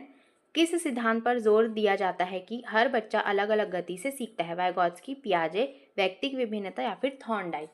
तो आपका जो इंडिविजुअल डिफरेंसेस है, व्यक्तिक विभिन्नता जो है वो हर बच्चा अलग तरीके से सीखता है, तो ये आपके इंडिविजुअल डिफरेंसेस के अंतर्गत आएगा, क्योंकि हर बच्चे की सीखने की क्षमता और शैली अलग अलग होती है। नेक्स्ट है आपका क्वेश्चन नंबर 11। सीखने में कठिनाई वाले बच्चों को परीक्षा में क्या दिया जाना चाहिए? अधिक प्रश्न, कम प्रश्न, अतिरिक्त समय या फिर कोई सहायता नहीं। तो जो सीखने में कठिनाई वाले बच्चे होते हैं उन्हें परीक्षा में आपका एक्स्ट्रा टाइम दिया जाना चाहिए, अतिरिक्त समय दिया जाना चाहिए। तो ये आपके दबाव को कम करता है और उन्हें सीखने में प्रोत्साहन देता है। नेक्स्ट है अब आपका डिसलेक्सिया का सबसे पहला लक्षण क्या है? पढ़ने में धीमापन, साफ सुथरी लिखावट, तेज गणना या फिर कविता याद कर। तो जो स्लो रीडिंग है वो आपका इसमें सही हो जाएगा। पढ़ने में जो धीमापन है, क्योंकि डिसलेक्सिया में बच्चों को पढ़ने में ही समय लगता है, तो यही आंसर इसमें आपका सही हो जाएगा। नेक्स्ट है कौन सी गतिविधि डिस्ग्राफिया वाले बच्चों के लिए सहायक है? रंग भरना, नकल करना, लिखावट या फिर सुनाना। कौन सी गतिविधि आपके डिस्ग्राफिया वाले बच्चों के लिए होती है? तो ये है आपका हैंड राइटिंग प्रैक्टिस, बार बार अभ्यास लिखावट जो सुधारता है, तो लिखावट अभ्यास आपका इसमें सही हो जाएगा। नेक्स्ट है आपका डिसकैल्कुलिया वाले बच्चों को किससे अधिक दिक्कतें होती है? जोड़ घटाव, कविता सुनाना, कहानी पढ़ना या फिर गाना गाना। तो डिसकैल्कुलिया वाले बच्चों को किससे अधिक दिक्कत होती है? तो ये आपकी होती है जोड़ घटाव। जो गणितीय संबंधी समस्या होती है वो आपके डिसकैल्कुलिया के अंतर्गत आ जाएंगी। नेक्स्ट है आपका क्वेश्चन नंबर 15। इसी प्रकार के क्वेश्चन भी आपके एग्जाम में पूछे जाते हैं, तो ज़्यादा से ज़्यादा आप इसे शेयर कीजिए ताकि सभी को ये क्लास मिल सके। नेक्स्ट है सीखने में कठिनाई वाले बच्चों का आत्मविश्वास कैसा होता है? बहुत अधिक, बहुत कम, सामान्य या फिर असामान्य। तो सीखने में कठिनाई वाले बच्चों का आत्मविश्वास जो होता है वो कम होता है, क्योंकि लगातार असफलता से आत्मविश्वास आपका कम हो जाता है, तो बहुत कम इसमें सही आंसर आपका हो जाएगा। नेक्स्ट है आपका क्वेश्चन नंबर 16। शिक्षण में किस प्रकार की सामग्री सबसे उपयोगी है? मौखिक, लिखित, विजुअल एड्स या फिर केवल पुस्तक। तो शिक्षण में किस प्रकार की सामग्री सबसे ज़्यादा उपयोगी हो जाएगी? वो हो जाएगी विजुअल एड्स, दृश्य सहायक जो है, जिसमें चित्र, मॉडल, चार्ट जो है बच्चों को जल्दी समझने में मदद करते। तो विजुअल एड्स के द्वारा आप बच्चों को अच्छे तरीके से सिखा सकते हैं, वो इनके लिए ज़्यादा उपयोगी होती है। नेक्स्ट है आपका क्वेश्चन नंबर 17। डिसलेक्सिया में बच्चा अक्सर शब्दों को उल्टा पढ़ता है, जल्दी लिखता है, याद कर लेता है या फिर गिनता है। तो डिसलेक्सिया में बच्चा अक्सर शब्दों को उल्टा पढ़ लेता है। ऑप्शन नंबर ए आपका इसमें सही हो जाएगा। नेक्स्ट है आपका क्वेश्चन नंबर 18। सीखने में कठिनाई वाले बच्चों को प्रोत्साहित करने का तरीका क्या है? डांटना, पुरस्कृत करना, दंड देना या फिर उपेक्षा करना। तो सीखने में कठिनाई वाले बच्चों को प्रोत्साहित करने का जो तरीका है वो है पुरस्कृत करना। पुरस्कार आप बच्चों को देंगे तो छोटी उपलब्धि पर भी प्रशंसा से उनका आत्मविश्वास बढ़ेगा, तो ये आपके प्रोत्साहित करने का तरीका उनमें से ये एक हो जाएगा। नेक्स्ट है आपका क्वेश्चन नंबर 19। कौन सी तकनीक सीखने में कठिनाई वाले बच्चों की मदद करती है? मोबाइल ऐप्स, ऑडियो वीडियो, शैक्षिक खेल या फिर उपरोक्त सभी। तो कौन सी तकनीक सीखने में कठिनाई वाले बच्चों की मदद करेगी? तो वो हो जाएगा आपका उपरोक्त सभी। ये सभी जो हैं बच्चों में सीखने में कठिनाई वाले बच्चों में मदद करेगी। ऑप्शन नंबर डी आपका इसमें सही हो जाएगा। अब आज का हमारा लास्ट क्वेश्चन आप इसमें देख सकते हैं। सीखने में कठिनाई वाले बच्चों के लिए शिक्षक का मुख्य कार्य क्या है? दंड देना, व्यक्तिगत मार्गदर्शन देना, नज़रअंदाज करना या फिर प्रतियोगिता कराना। तो सीखने में कठिनाई वाले बच्चों के लिए शिक्षक का जो मुख्य कार्य है वो आपका हो जाएगा व्यक्तिगत मार्गदर्शन देना। ऑप्शन नंबर बी आपका इसमें सही हो जाएगा। गिविंग इंडिविजुअल गाइडेंस जो होती है, व्यक्तिगत मार्गदर्शन देना, वो सीखने में कठिनाई वाले बच्चों के लिए शिक्षक का एक मुख्य कार्य हो जाएगा। तो ऑप्शन नंबर बी आपका इसमें सही हो जाएगा। तो आज के इस क्लास में हम पढ़ेंगे सृजनात्मक एवं विशिष्ट योग्यता वाले बच्चों के बारे में, जिसका अर्थ होता है, सबसे पहले इसका अर्थ आप इसमें समझ लेंगे कि सृजनात्मक एवं विशिष्ट योग्यता वाले बच्चे वे होते हैं जिसमें सामान्य बच्चों की तुलना में अत्यधिक बौद्धिक क्षमता, रचनात्मक सोच, कलात्मक दक्षता या नेतृत्व क्षमता होती है। जो आपके सृजनात्मक बच्चे होते हैं, सृजनात्मकता का ही मतलब होता है क्रिएटिविटी। जो क्रिएटिविटी होती है जिन बच्चों में, वो बच्चे सामान्य बच्चों की तुलना में ज़्यादा अधिक बौद्धिक क्षमता वाले होते हैं। इसी के बारे में हम इसमें पढ़ेंगे। जो रचनात्मक सोच वाले होते हैं, कलात्मक सोच वाले होते हैं, इनमें किसी विशेष क्षेत्र जैसे गणित, संगीत, चित्रकला, खेल या विज्ञान में असाधारण योग्यता पाई जाती है। जो सृजनात्मक बुद्धि वाले बच्चे होते हैं, उनमें गणित, संगीत, चित्रकला, खेल या विज्ञान में असाधारण योग्यता पाई जाती है। उनमें ये सभी योग्यता जो है ज़्यादा मात्रा में पाई जाती है। तो यही सभी आपके सृजनात्मकता वाले बच्चों के अंतर्गत मिलती हैं। नेक्स्ट अब आप इसमें देख सकते हैं इसकी जो विशेषताएं हैं। सबसे पहला आप इसमें देख सकते हैं बौद्धिक क्षमता, इंटेलेक्चुअल एबिलिटी जो होती है, वो सृजनात्मकता मतलब कि विशिष्ट योग्यता वाले बच्चों की पहचान होती है। तो सबसे पहला है आपका बौद्धिक क्षमता। बौद्धिक क्षमता से आशा है किसी व्यक्ति की सोचने, समझने, विश्लेषण करने, तर्क करने और समस्याओं को हल करने की योग्यता होती है। वो इसके बौद्धिक क्षमता से संबंधित होती है, जिसका सामान्यतः आप आईक्यू से जो मापते हैं, इंटेलिजेंस कोशेंट जिसे आपका कहा जाता है, किसी व्यक्ति की आईक्यू कितनी है, आप इसी के आधार पर उसके इंटेलिजेंस का पता लगा पाते हैं। आगे आप इसमें देख सकते हैं जो आईक्यू का आधार होता है, इंटेलिजेंस क्वोशिएंट का जो आधार होता है, आईक्यू को मानकीकृत परीक्षणों द्वारा मापा जाता है। जैसे जिनका आईक्यू 100 तक होता है वो आपके सामान्य बुद्धि स्तर के बच्चे कहलाते हैं। जिनकी आईक्यू 90 से 110 के बीच में आती है उन्हें आपके औसत सीमा वाले बुद्धि कहा जाता है। जिनकी आईक्यू 110 से 120 के बीच में होती है वो औसत से ऊपर के बुद्धि वाले बच्चे कहलाते हैं। जिनकी आईक्यू 120 से 140 तक की होती है वो अत्यधिक मेधावी, गिफ्टेड चाइल्ड कहे जाते हैं। जिनकी आईक्यू 140 से ऊपर होती है वो प्रतिभाशाली, जिन्हें आपका जीनियस कहा जाता है। तो ये सभी आपका टेबल है। इस टेबल से भी आपके क्वेश्चन पूछे जाते हैं। ज़्यादातर आपके जो सवाल पूछे जाते हैं वो आपके एक गिफ्टेड चाइल्ड से पूछे जाते हैं, जीनियस चाइल्ड से पूछे जाते हैं, या फिर आपके औसत सीमा वाले बुद्धि वाले बच्चे कौन से हैं, इनसे आपके एग्जाम में क्वेश्चन पूछे जाते हैं। तो ये टेबल जो है वो आपको अच्छे से याद होना चाहिए। और अगर 100 से जो कम की श्रेणी में आते हैं वो आपके मंद बुद्धि, जड़ बुद्धि, इन सभी प्रकार के बच्चों के बारे में देखा जाता है। लेकिन हम आज सृजनात्मकता के बारे में पढ़ रहे हैं, इसीलिए हम इसमें अत्यधिक बुद्धि वाले बच्चों के बारे में ही इसमें पढ़ेंगे। नेक्स्ट है आपका उच्च आईक्यू वाले बच्चों की जो विशेषताएं होती हैं, तेजी से सीखने की क्षमता होती, नए विषयों को जल्दी से समझ लेते हैं। उनमें जो आईक्यू लेवल होता है वो अत्यधिक होता है, इसीलिए वो तेजी से किसी भी चीज़ों को जल्दी समझ लेते हैं। गहरी समझ, कठिन सिद्धांत या तर्क भी आसानी से पकड़ लेते हैं। उनमें तार्किकता की भावना बहुत ही अत्यधिक होती है। नेक्स्ट है जिज्ञासु स्वभाव, प्रश्न पूछने की आदत और हर चीज़ को जानने की इच्छा होती है, वो जिज्ञासु स्वभाव के होते हैं। क्रिएटिव थिंकिंग, रचनात्मक सोच होती है, सामान्य से अलग दृष्टिकोण उनका होता है। उनमें क्रिएटिव थिंकिंग ज़्यादा मात्रा में पाई जाती है। नेक्स्ट है समस्या समाधान कौशल, प्रॉब्लम सॉल्विंग जो स्किल होती हैं, जटिल समस्याओं को तार्किक ढंग से हल करना, उनमें जो है प्रॉब्लम सॉल्विंग स्किल्स ज़्यादा पाई जाती है। नेक्स्ट है स्मृति शक्ति, लंबे समय तक जानकारी याद रखना, ये आपके स्मृति शक्ति मतलब कि जो उनकी मेमोरी पावर होती है वो लंबे समय तक किसी भी मेमोरी को याद रख पाते हैं। तो ये आपके उच्च आईक्यू वाले बच्चों की विशेषताओं के अंतर्गत आती है। नेक्स्ट है आपका इसमें भाषाई दक्षता, भाषा को जल्दी और प्रभावी ढंग से सीख लेते हैं। स्वतंत्र सोच, दूसरों पर निर्भर न होकर खुद पर निर्णय लेने की क्षमता होती है। वो किसी दूसरों पर आश्रित होकर कोई भी निर्णय नहीं लेते, वो स्वयं के अनुसार कोई भी निर्णय लेते हैं। तो ये इनकी स्वतंत्र सोच के अंतर्गत आती है। अब नेक्स्ट है इनमें जिज्ञासा। जिज्ञासा क्या होती है इनके अंतर्गत? जिज्ञासा एक मानसिक प्रवृत्ति, मेंटल टेंडेंसी होती है जिसमें बच्चा या व्यक्ति किसी भी वस्तु, घटना या ज्ञान को सतही स्तर पर न समझकर उसकी गहराई और कारण जानने की इच्छा रखता है। उसे ही आपका जिज्ञासा कहा गया है। किसी भी चीज़ों के बारे में गहराई में जाकर जानने की इच्छा जो होती है वही आपका जिज्ञासा के अंतर्गत आती है। यह बच्चों के सीखने, सोचने और रचनात्मकता का मुख्य आधार होती है। तो इसे ही आपका जिज्ञासा कहा गया है। शैक्षिक दृष्टि से जो महत्व होती हैं उन्हें आप इसमें देखेंगे। ऐसे बच्चों को सामान्य पाठ्यक्रम से अधिक चुनौतीपूर्ण कार्य देना चाहिए। प्रोजेक्ट आधारित लर्निंग और एडवांस सामग्री देना ज़रूरी है। यदि इन्हें उचित अवसर न मिले तो ये उबाऊपन, बॉर्डम और बिहेवियरल इश्यूज़ का शिकार हो सकते हैं। तो ये सभी चीज़ें इनके अंतर्गत आती हैं। नेक्स्ट है आपका शिक्षण रणनीतियाँ। जो शिक्षण रणनीतियाँ किस प्रकार की होनी चाहिए सृजनात्मक बालकों के लिए, उन्हें आप एक एक करके इसमें देखेंगे। उनके लिए जो इनरिचमेंट प्रोग्राम्स होने चाहिए, अतिरिक्त ज्ञान और गतिविधियां देना, इनरिचमेंट इन्वायरमेंट आपको उपलब्ध कराना चाहिए।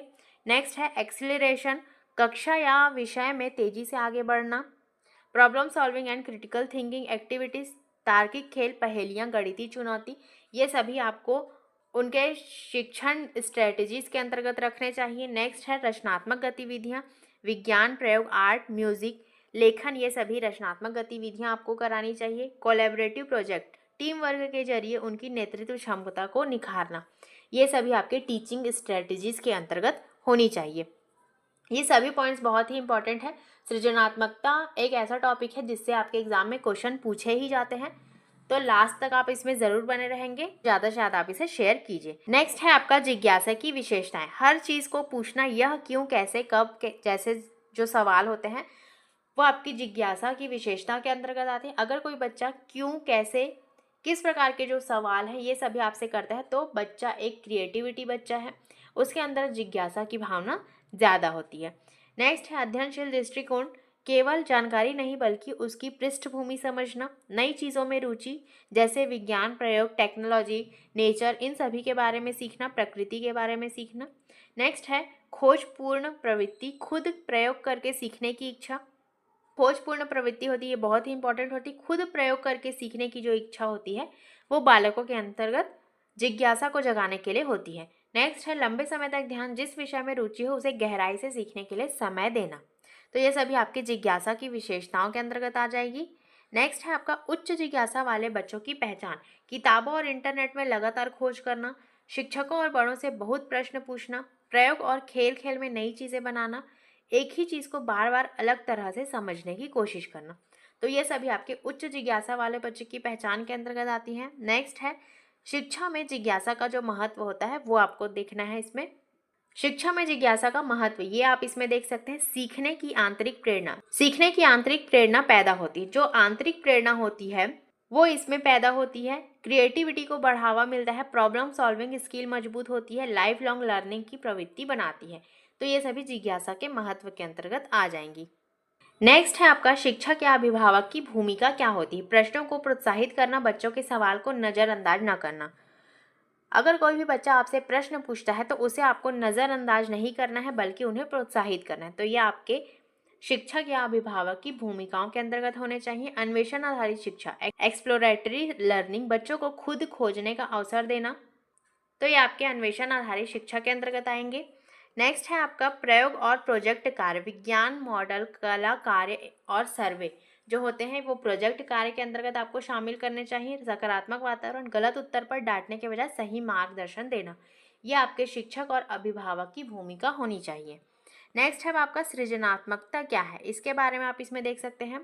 जो सृजनात्मकता होती है वह क्षमता है जिसमें व्यक्ति नए सोच, नए विचार, नए विधि और मौलिक समाधान प्रस्तुत करता है। यह केवल कला या साहित्य तक सीमित नहीं बल्कि विज्ञान, शिक्षा, तकनीक, संगीत, खेल, सामाजिक जीवन, हर क्षेत्र में दिखाई देता है। जो आपका सृजनात्मकता है वो सभी क्षेत्रों में पाई जाती है, वो केवल कला या साहित्य तक सीमित नहीं, और इसमें नए सोच, नए विचार, इन सभी को ये प्रस्तुत करता है। इसीलिए सृजनात्मकता के अंतर्गत ये सभी चीज़ें पाई जाती है। नेक्स्ट है सृजनात्मकता की विशेषताओं के बारे में आप इसमें देख सकते हैं।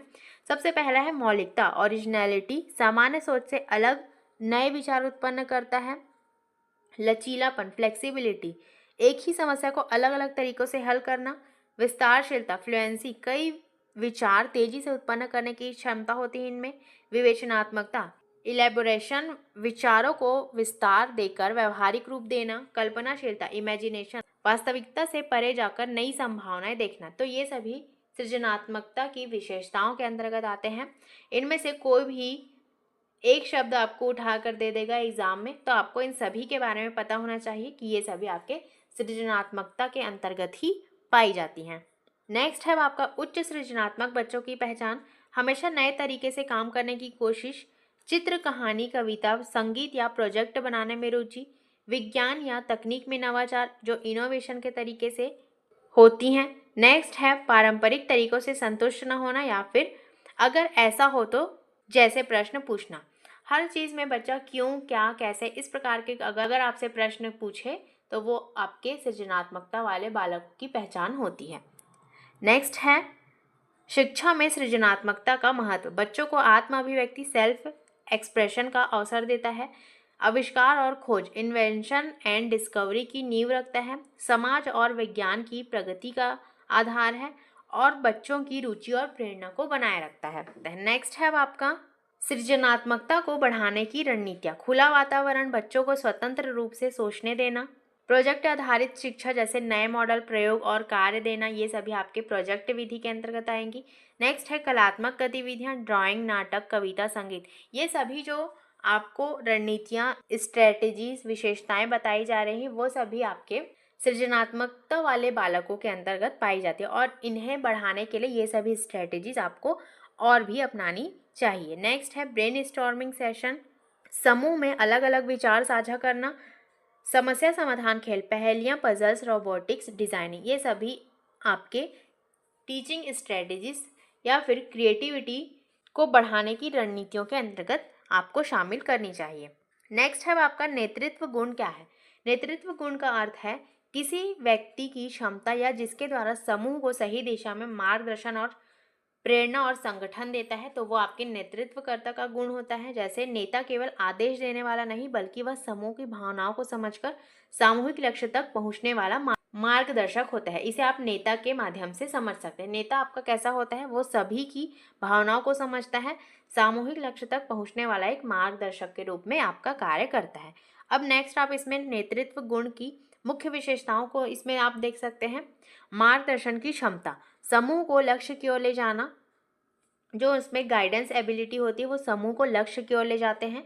निर्णय क्षमता, डिसीजन मेकिंग एबिलिटी, सही समय पर सही निर्णय लेने की क्षमता होती है। संचार कौशल, कम्युनिकेशन स्किल्स बहुत ही अच्छी होती है, अपने विचार स्पष्ट रूप से व्यक्त करते हैं जो भी नेता होते हैं। सहयोग की भावना, कोऑपरेशन जो होती है, सभी को साथ लेकर चलना। प्रेरणा शक्ति, मोटिवेशनल पावर, समूह के सदस्यों को उत्साहित करना। जिम्मेदारी, रिस्पॉन्सिबिलिटी जो होती है, सफलता और असफलता दोनों की जिम्मेदारी लेना। समस्या समाधान, प्रॉब्लम सॉल्विंग, विवाद या कठिनाई आने पर हल निकालना। तो ये सभी एक नेता के अंतर्गत पाई जाती है। तो लीडरशिप की प्रमुख विशेषताएं ये सभी होती हैं। नेक्स्ट है आपका कला और साहित्य में दक्षता क्या है। यह वह योग्यता होती है जिसमें बच्चा या व्यक्तित्व सौंदर्य बोध, एस्थेटिक सेंस, अभिव्यक्ति क्षमता और रचनात्मक प्रवृत्ति के माध्यम से कविता, संगीत, चित्रकला, नृत्य, नाटक, लेखन आदि में गहरी रुचि और निपुणता प्रदर्शित करता है। यह न केवल रचनात्मकता का रूप है बल्कि भावनात्मक अभिव्यक्ति और सामाजिक संवेदनशीलता का भी प्रतीक है। जो एस्थेटिक सेंस होते हैं उनमें ये सभी चीज़ें आ जाती हैं। ये आपके सिर्फ क्रिएटिविटी को नहीं दर्शाता बल्कि भावनात्मक और सामाजिक संवेदनशीलता का भी सिंबल होता है। तो यही आपके कला और साहित्य के अंतर्गत आ जाएंगी। अब इसमें मुख्य विशेषताओं का आप इसमें देख सकते हैं। सेंस ऑफ ब्यूटी, सौंदर्य बोध, रंग, स्वर, शब्द और लय की सुंदरता को समझना। रुचि, इंटरेस्ट, संगीत सुनने, कविता लिखने, चित्र बनाने, नाटक, नृत्य में सक्रिय भागीदारी। अभिव्यक्ति क्षमता, एक्सप्रेसिवनेस, विचारों और भावनाओं को कला या साहित्य में ढालना। इमेजिनेशन, सामान्य चीज़ों को अलग दृष्टि से देखना और उसे प्रस्तुत करना, प्रेजेंट करना। मौलिकता, ओरिजिनलिटी, नई शैली, नई रचना, अनोखे विचार प्रस्तुत करना। और लास्ट है आपका सेंसिटिविटी, सामाजिक और भावनात्मक पहलुओं को गहराई से महसूस करना। अब नेक्स्ट है आपका समस्या समाधान कौशल क्या है। समस्या समाधान कौशल से आशा है जब कोई कठिनाई या चुनौती सामने आती है तो व्यक्ति अपने सोच और तर्क रचनात्मकता का प्रयोग करके नया और प्रभावी समाधान निकालता है। तो ये आपके समस्या समाधान कौशल के अंतर्गत आती है। नेक्स्ट है यह कौशल केवल पढ़ाई या गणित तक सीमित नहीं बल्कि जीवन की हर परिस्थिति में काम आती है। जो आपके समस्या समाधान कौशल पाई जाती हैं आपके अंदर वो आपके जीवन की हर परिस्थिति में काम आती हैं। अब इसकी विशेषताओं को आप इसमें देख सकते हैं। एनालिटिकल थिंकिंग, समस्या को छोटे छोटे हिस्सों में बांटकर समझना, ये आपके एनालिटिकल थिंकिंग के अंतर्गत आती है। जितना आप समस्याओं को छोटे छोटे हिस्सों में बांटकर उसे सामने रखेंगे तो वो आपसे जल्दी हल होगा। नेक्स्ट है क्रिएटिविटी, पुराने ढर्रे से हटकर नए समस्या समाधान निकालना। डिसीजन मेकिंग, विकल्पों में से सबसे उपयुक्त को चुनना। नेक्स्ट है आपका तर्क शक्ति, लॉजिकल रीजनिंग, हर कदम को कारण और प्रमाण के आधार पर लेना। लचीलापन, फ्लेक्सिबिलिटी जो होती है, समस्या को हल करने के लिए अलग अलग तरीकों को अपनाना। धैर्य और दृढ़ता, असफलता के बाद भी नए प्रयास करना, ये आपके सभी समस्या समाधान के अंतर्गत आती है। नेक्स्ट है आपका संवेदनशीलता क्या है। संवेदनशीलता वह गुण है जिसमें व्यक्ति दूसरों की भावनाओं, सुख दुख, विचारों और परिस्थितियों को गहराई से समझकर उसके प्रति सहानुभूति और सकारात्मक प्रतिक्रिया देते हैं। यह सामाजिक और भावनात्मक विकास का महत्वपूर्ण पहलू होता है। इसकी विशेषताओं को आप इसमें देख सकते हैं। भावनाओं को समझने की क्षमता, सामने वाले के चेहरे, भाषा और व्यवहार से उसकी स्थिति को पहचान लेना। सहानुभूति, दूसरे के सुख दुख में स्वयं को जोड़कर महसूस करना। दयालुता, दूसरों की मदद करने की प्रवृत्ति। नैतिकता, सही गलत का गहरा बोध। और जो सामाजिक सजगता है, समाज और पर्यावरण की समस्याओं के प्रति जागरूक रहना। और मानवीय दृष्टिकोण, रिश्तों और मानवीय मूल्यों को बढ़ावा देना, ये सभी इनकी विशेषताओं के अंतर्गत आ जाएंगी। तो जो सृजनात्मक एवं विशिष्ट योग्यता वाले बच्चे जो होते हैं, उसका निष्कर्ष आप इसमें देख सकते हैं। सृजनात्मक एवं विशिष्ट योग्यता वाले बच्चे समाज की महत्वपूर्ण संपत्ति होते हैं। यदि इन्हें उचित वातावरण, संसाधन और सहयोग दिया जाए तो ये बच्चे वैज्ञानिक, कलाकार, नेता, समाज सुधारक बनकर राष्ट्र के विकास में योगदान दे सकते हैं। तो ये सभी इसके निष्कर्ष के अंतर्गत आ जाएगा। अब हम इसके एमसीक्यूज़ को सॉल्व करेंगे और साथ ही साथ आप भी इन सभी एमसीक्यूज़ को सॉल्व करने की कोशिश करेंगे। इससे आपको पता चलेगा कि आपके कितने क्वेश्चन इसमें से सही होते हैं। तो सबसे पहला क्वेश्चन आप इसमें देख सकते हैं। सृजनात्मक एवं विशिष्ट योग्यता वाले बच्चों की मुख्य पहचान क्या है। सामान्य बौद्धिक क्षमता, असाधारण योग्यता या रचनात्मकता, शारीरिक कमजोरी या फिर सामाजिक अलगाव। तो सृजनात्मक एवं विशिष्ट योग्यता वाले बच्चों की जो मुख्य पहचान होती है वो है आपकी असाधारण योग्यता और रचनात्मकता। ऑप्शन नंबर बी आपका इसमें सही हो जाएगा। ऐसे बच्चे किसी भी क्षेत्र में सामान्य से अधिक प्रतिभाशाली होते हैं, जैसे गणित, कला, संगीत या नेतृत्व, इन सभी में ये अधिक प्रतिभाशाली होते हैं। नेक्स्ट है आपका क्वेश्चन नंबर 2, निम्न में से कौन सृजनात्मकता का उदाहरण है। किसी समस्या का नया समाधान निकालना, सिर्फ पाठ्यक्रम याद रखना, या फिर खेल में हार मान लेना, या फिर किसी मित्र की मदद न करना। तो सृजनात्मकता का उदाहरण क्या हो जाएगा, किसी समस्या का नया समाधान निकालना। ऑप्शन नंबर ए आपका इसमें सही हो जाएगा। सृजनात्मकता जो होती है वो नए और मौलिक विचारों को जन्म देती है, तो यही इसका सही आंसर हो जाएगा। नेक्स्ट है क्वेश्चन नंबर 3, विशिष्ट योग्यता वाले बच्चों को क्या आवश्यकता होती है। सामान्य पाठ्यक्रम, समृद्ध पाठ्यक्रम और प्रोत्साहन, केवल खेल गतिविधियां, या फिर कोई विशेष आवश्यकता नहीं। तो विशिष्ट आवश्यकता वाले बच्चों को क्या आवश्यकता होती है, समृद्ध पाठ्यक्रम और प्रोत्साहन। ऑप्शन नंबर बी आपका इसमें सही हो जाएगा। जो इनरिच करिकुलम एंड इनकरेजमेंट होती है वो विशिष्ट योग्यता वाले बच्चों को आवश्यकता होती है। नेक्स्ट है आपका क्वेश्चन नंबर 4, बौद्धिक रूप से प्रतिभाशाली बच्चों की प्रमुख विशेषता क्या है। उच्च आईक्यू और तेज सीखने की क्षमता, शारीरिक शक्ति, सामाजिक अलगाव, केवल संगीत में दक्षता। तो बौद्धिक रूप से जो प्रतिभाशाली बच्चों की मुख्य विशेषता होती है वो होती है उच्च आईक्यू और तेज सीखने की क्षमता। वो बहुत ही ज़्यादा जल्दी तरीके से सीखते हैं। नेक्स्ट है आपका क्वेश्चन नंबर 5, नेतृत्व क्षमता वाले बच्चों की पहचान कैसे होती है। खेल में असफल होना, अकेले रहना पसंद करना, दूसरों की मदद करना और समूह का मार्गदर्शन करना, केवल किताबों में ध्यान लगाना। तो नेतृत्व क्षमता वाले बच्चों की जो पहचान होती है वो होती है दूसरों की मदद करना और समूह का मार्गदर्शन करना। ऑप्शन नंबर सी आपका इसमें सही हो जाएगा। नेक्स्ट है, ये सभी क्वेश्चन बहुत ही इंपॉर्टेंट है, कोई भी क्वेश्चन आपके एग्जाम में पूछे जा सकते हैं। नेक्स्ट है, सृजनात्मक एवं विशिष्ट योग्यता वाले बच्चों की शिक्षा में शिक्षक की भूमिका क्या है। केवल परीक्षा कराने की, बच्चों की प्रतिभा पहचाना और मार्गदर्शन देना, बच्चों को सामान्य बनाना, या फिर कोई भूमिका नहीं। तो इसका सही आंसर आपका हो जाएगा ऑप्शन नंबर बी, बच्चों की प्रतिभा पहचाना और मार्गदर्शन देना। नेक्स्ट है आपका क्वेश्चन नंबर 7, सृजनात्मक एवं विशिष्ट योग्यता वाले बच्चों के लिए कौन सी समस्या सामान्य है। सामाजिक अलगाव और भावनात्मक असंतुलन, सामान्य बौद्धिक क्षमता, खेल में असफलता, या फिर खाना पीना पसंद न करना। तो कौन सी समस्या सामान्य है, तो यह है आपका सामाजिक अलगाव और भावनात्मक असंतुलन। ऑप्शन नंबर ए आपका इसमें सही हो जाएगा। नेक्स्ट है स्वतंत्र अध्ययन इंडिपेंडेंट स्टडी क्यों जरूरी है? खेलों में समय देना, बच्चों को आलसी बनाना, केवल परीक्षा के लिए पढ़ना या फिर बच्चों को रुचि अनुसार सीखने का अवसर देना। तो ऑप्शन नंबर डी ही आपका इसमें सही हो जाएगा। नेक्स्ट है आपका क्वेश्चन नंबर 9। शारीरिक रूप से प्रतिभाशाली बच्चों का उदाहरण क्या है? खेल और नृत्य में निपुणता, गणित में तेज, कविता लेखन या फिर नेतृत्व क्षमता। शारीरिक रूप से प्रतिभाशाली बच्चों का उदाहरण हो जाएगा आपका खेल और नृत्य में निपुणता, क्योंकि शारीरिक रूप से पूछा गया है तो खेल और नृत्य आपके लिए इसमें सही आंसर हो जाएगा। नेक्स्ट है आपका question number 10।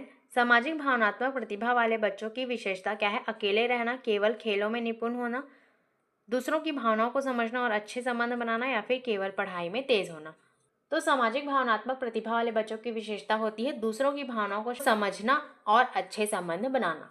Option number C आपका इसमें सही हो जाएगा। नेक्स्ट है क्वेश्चन नंबर 11। सृजनात्मक एवं विशिष्ट योग्यता वाले बच्चों के लिए कौन सा वातावरण जरूरी है?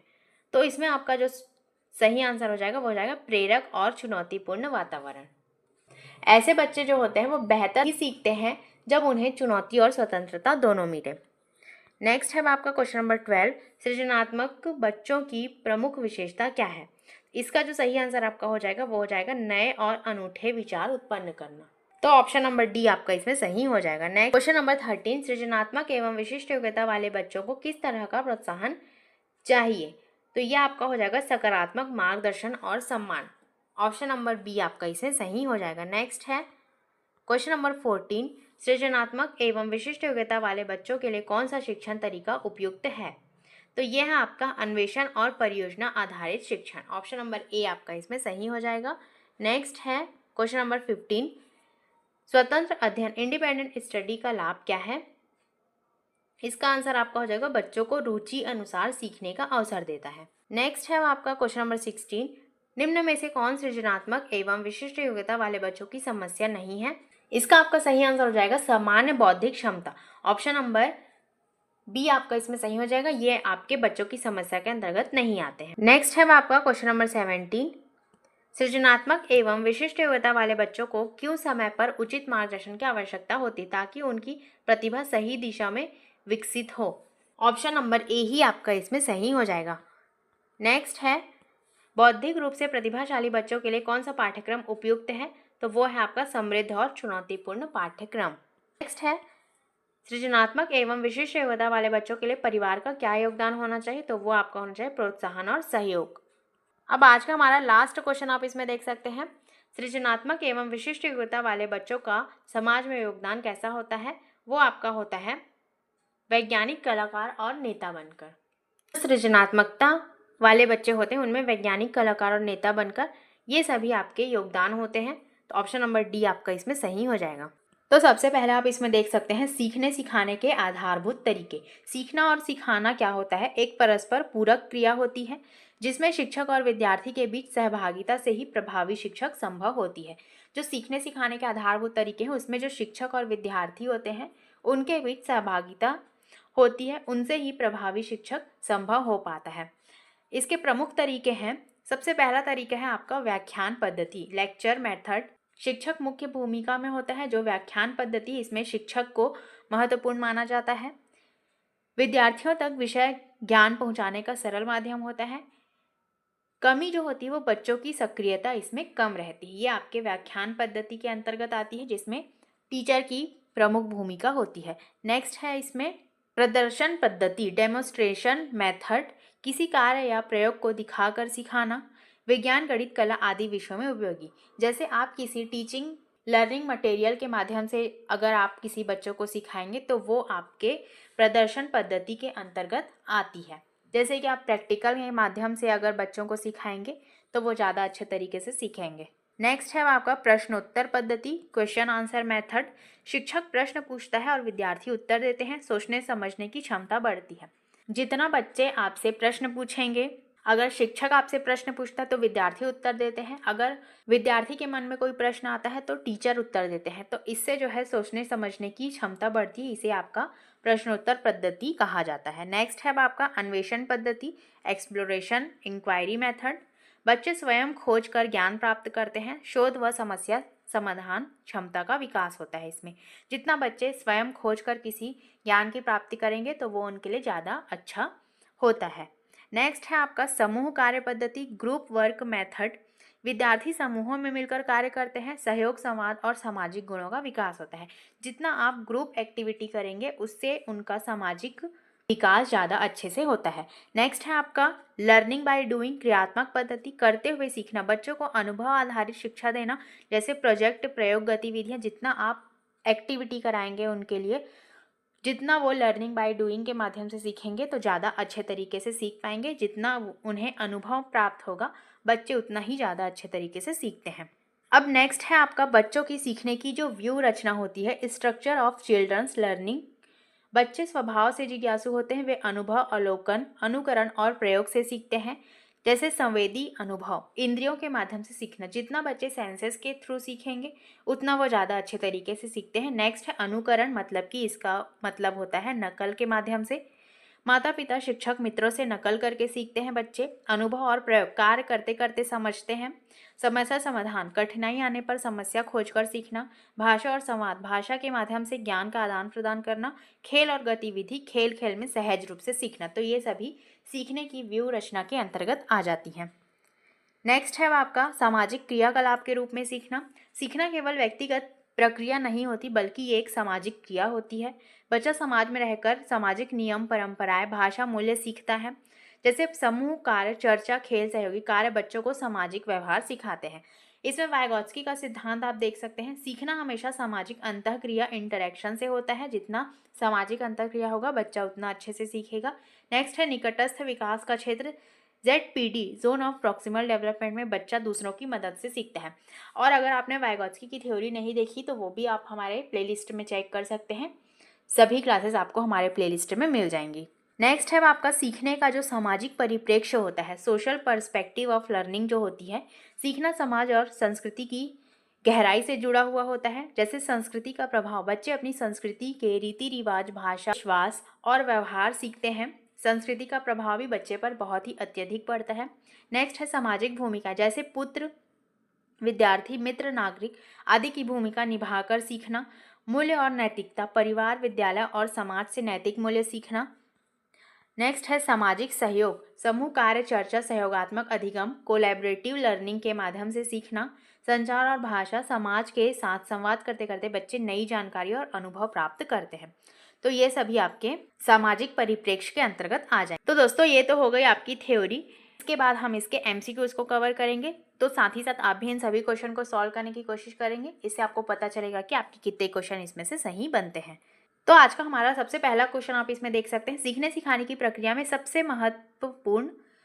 अधिक महत्वपूर्ण क्या है? शिक्षक का ज्ञान, बच्चे की सक्रिय भागीदारी, पाठ्य पुस्तक या फिर परीक्षा? तो सीखने सिखाने की प्रक्रिया में सबसे अधिक महत्वपूर्ण क्या है ये आपको बताना है। तो इसका जो सही आंसर आपका हो जाएगा वो हो जाएगा बच्चे की सक्रिय भागीदारी। आधुनिक शिक्षा में जो है बच्चा केंद्र होता है।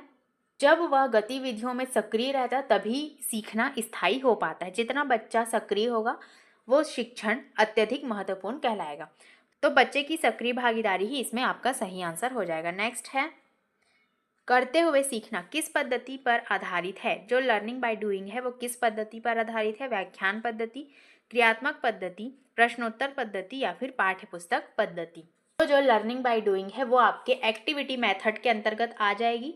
क्रियात्मक पद्धति इसमें बिल्कुल सही हो जाएगा और इसे आपका जॉन डीवी ने अनुभव और गतिविधियों को सीखने का आधार माना था इसमें।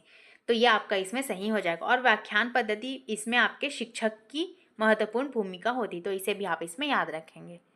नेक्स्ट है आपका समस्या समाधान पद्धति का मुख्य उद्देश्य क्या है? रटने की आदत विकसित करना, वैज्ञानिक दृष्टिकोण विकसित करना, जल्दी जल्दी उत्तर लिखना या फिर कंठस्थ करना?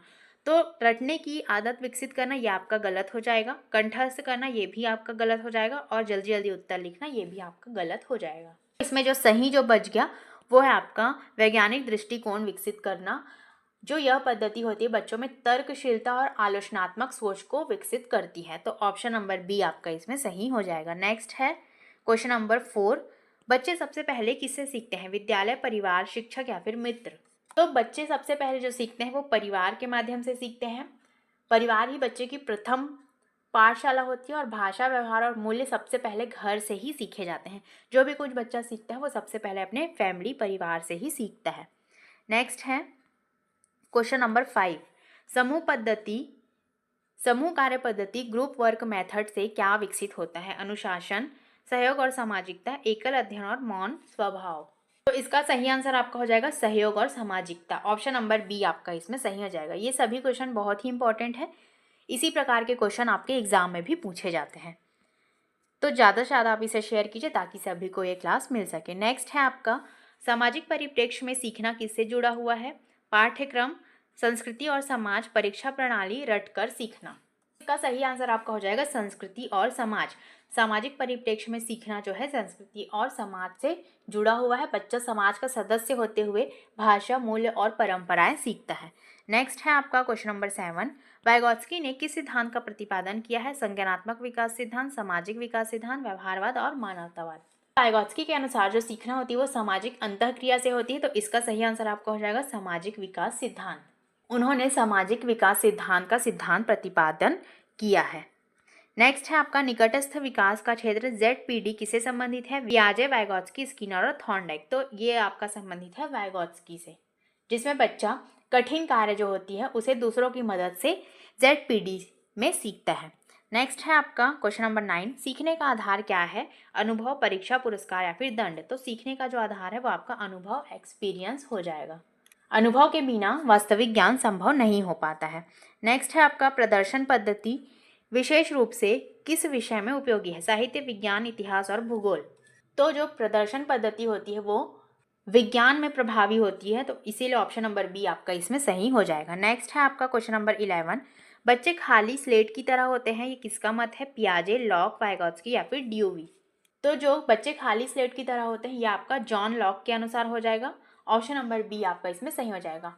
जॉन लॉक ने कहा कि अनुभव और वातावरण से ही बच्चे सीखते हैं, तो इसमें ऑप्शन नंबर बी आपका इसमें सही हो जाएगा। नेक्स्ट है आपका क्वेश्चन नंबर 12, सीखने की प्रक्रिया में सबसे पहला चरण कौन सा है? संवेदना, ध्यान, स्मृति और अनुप्रयोग।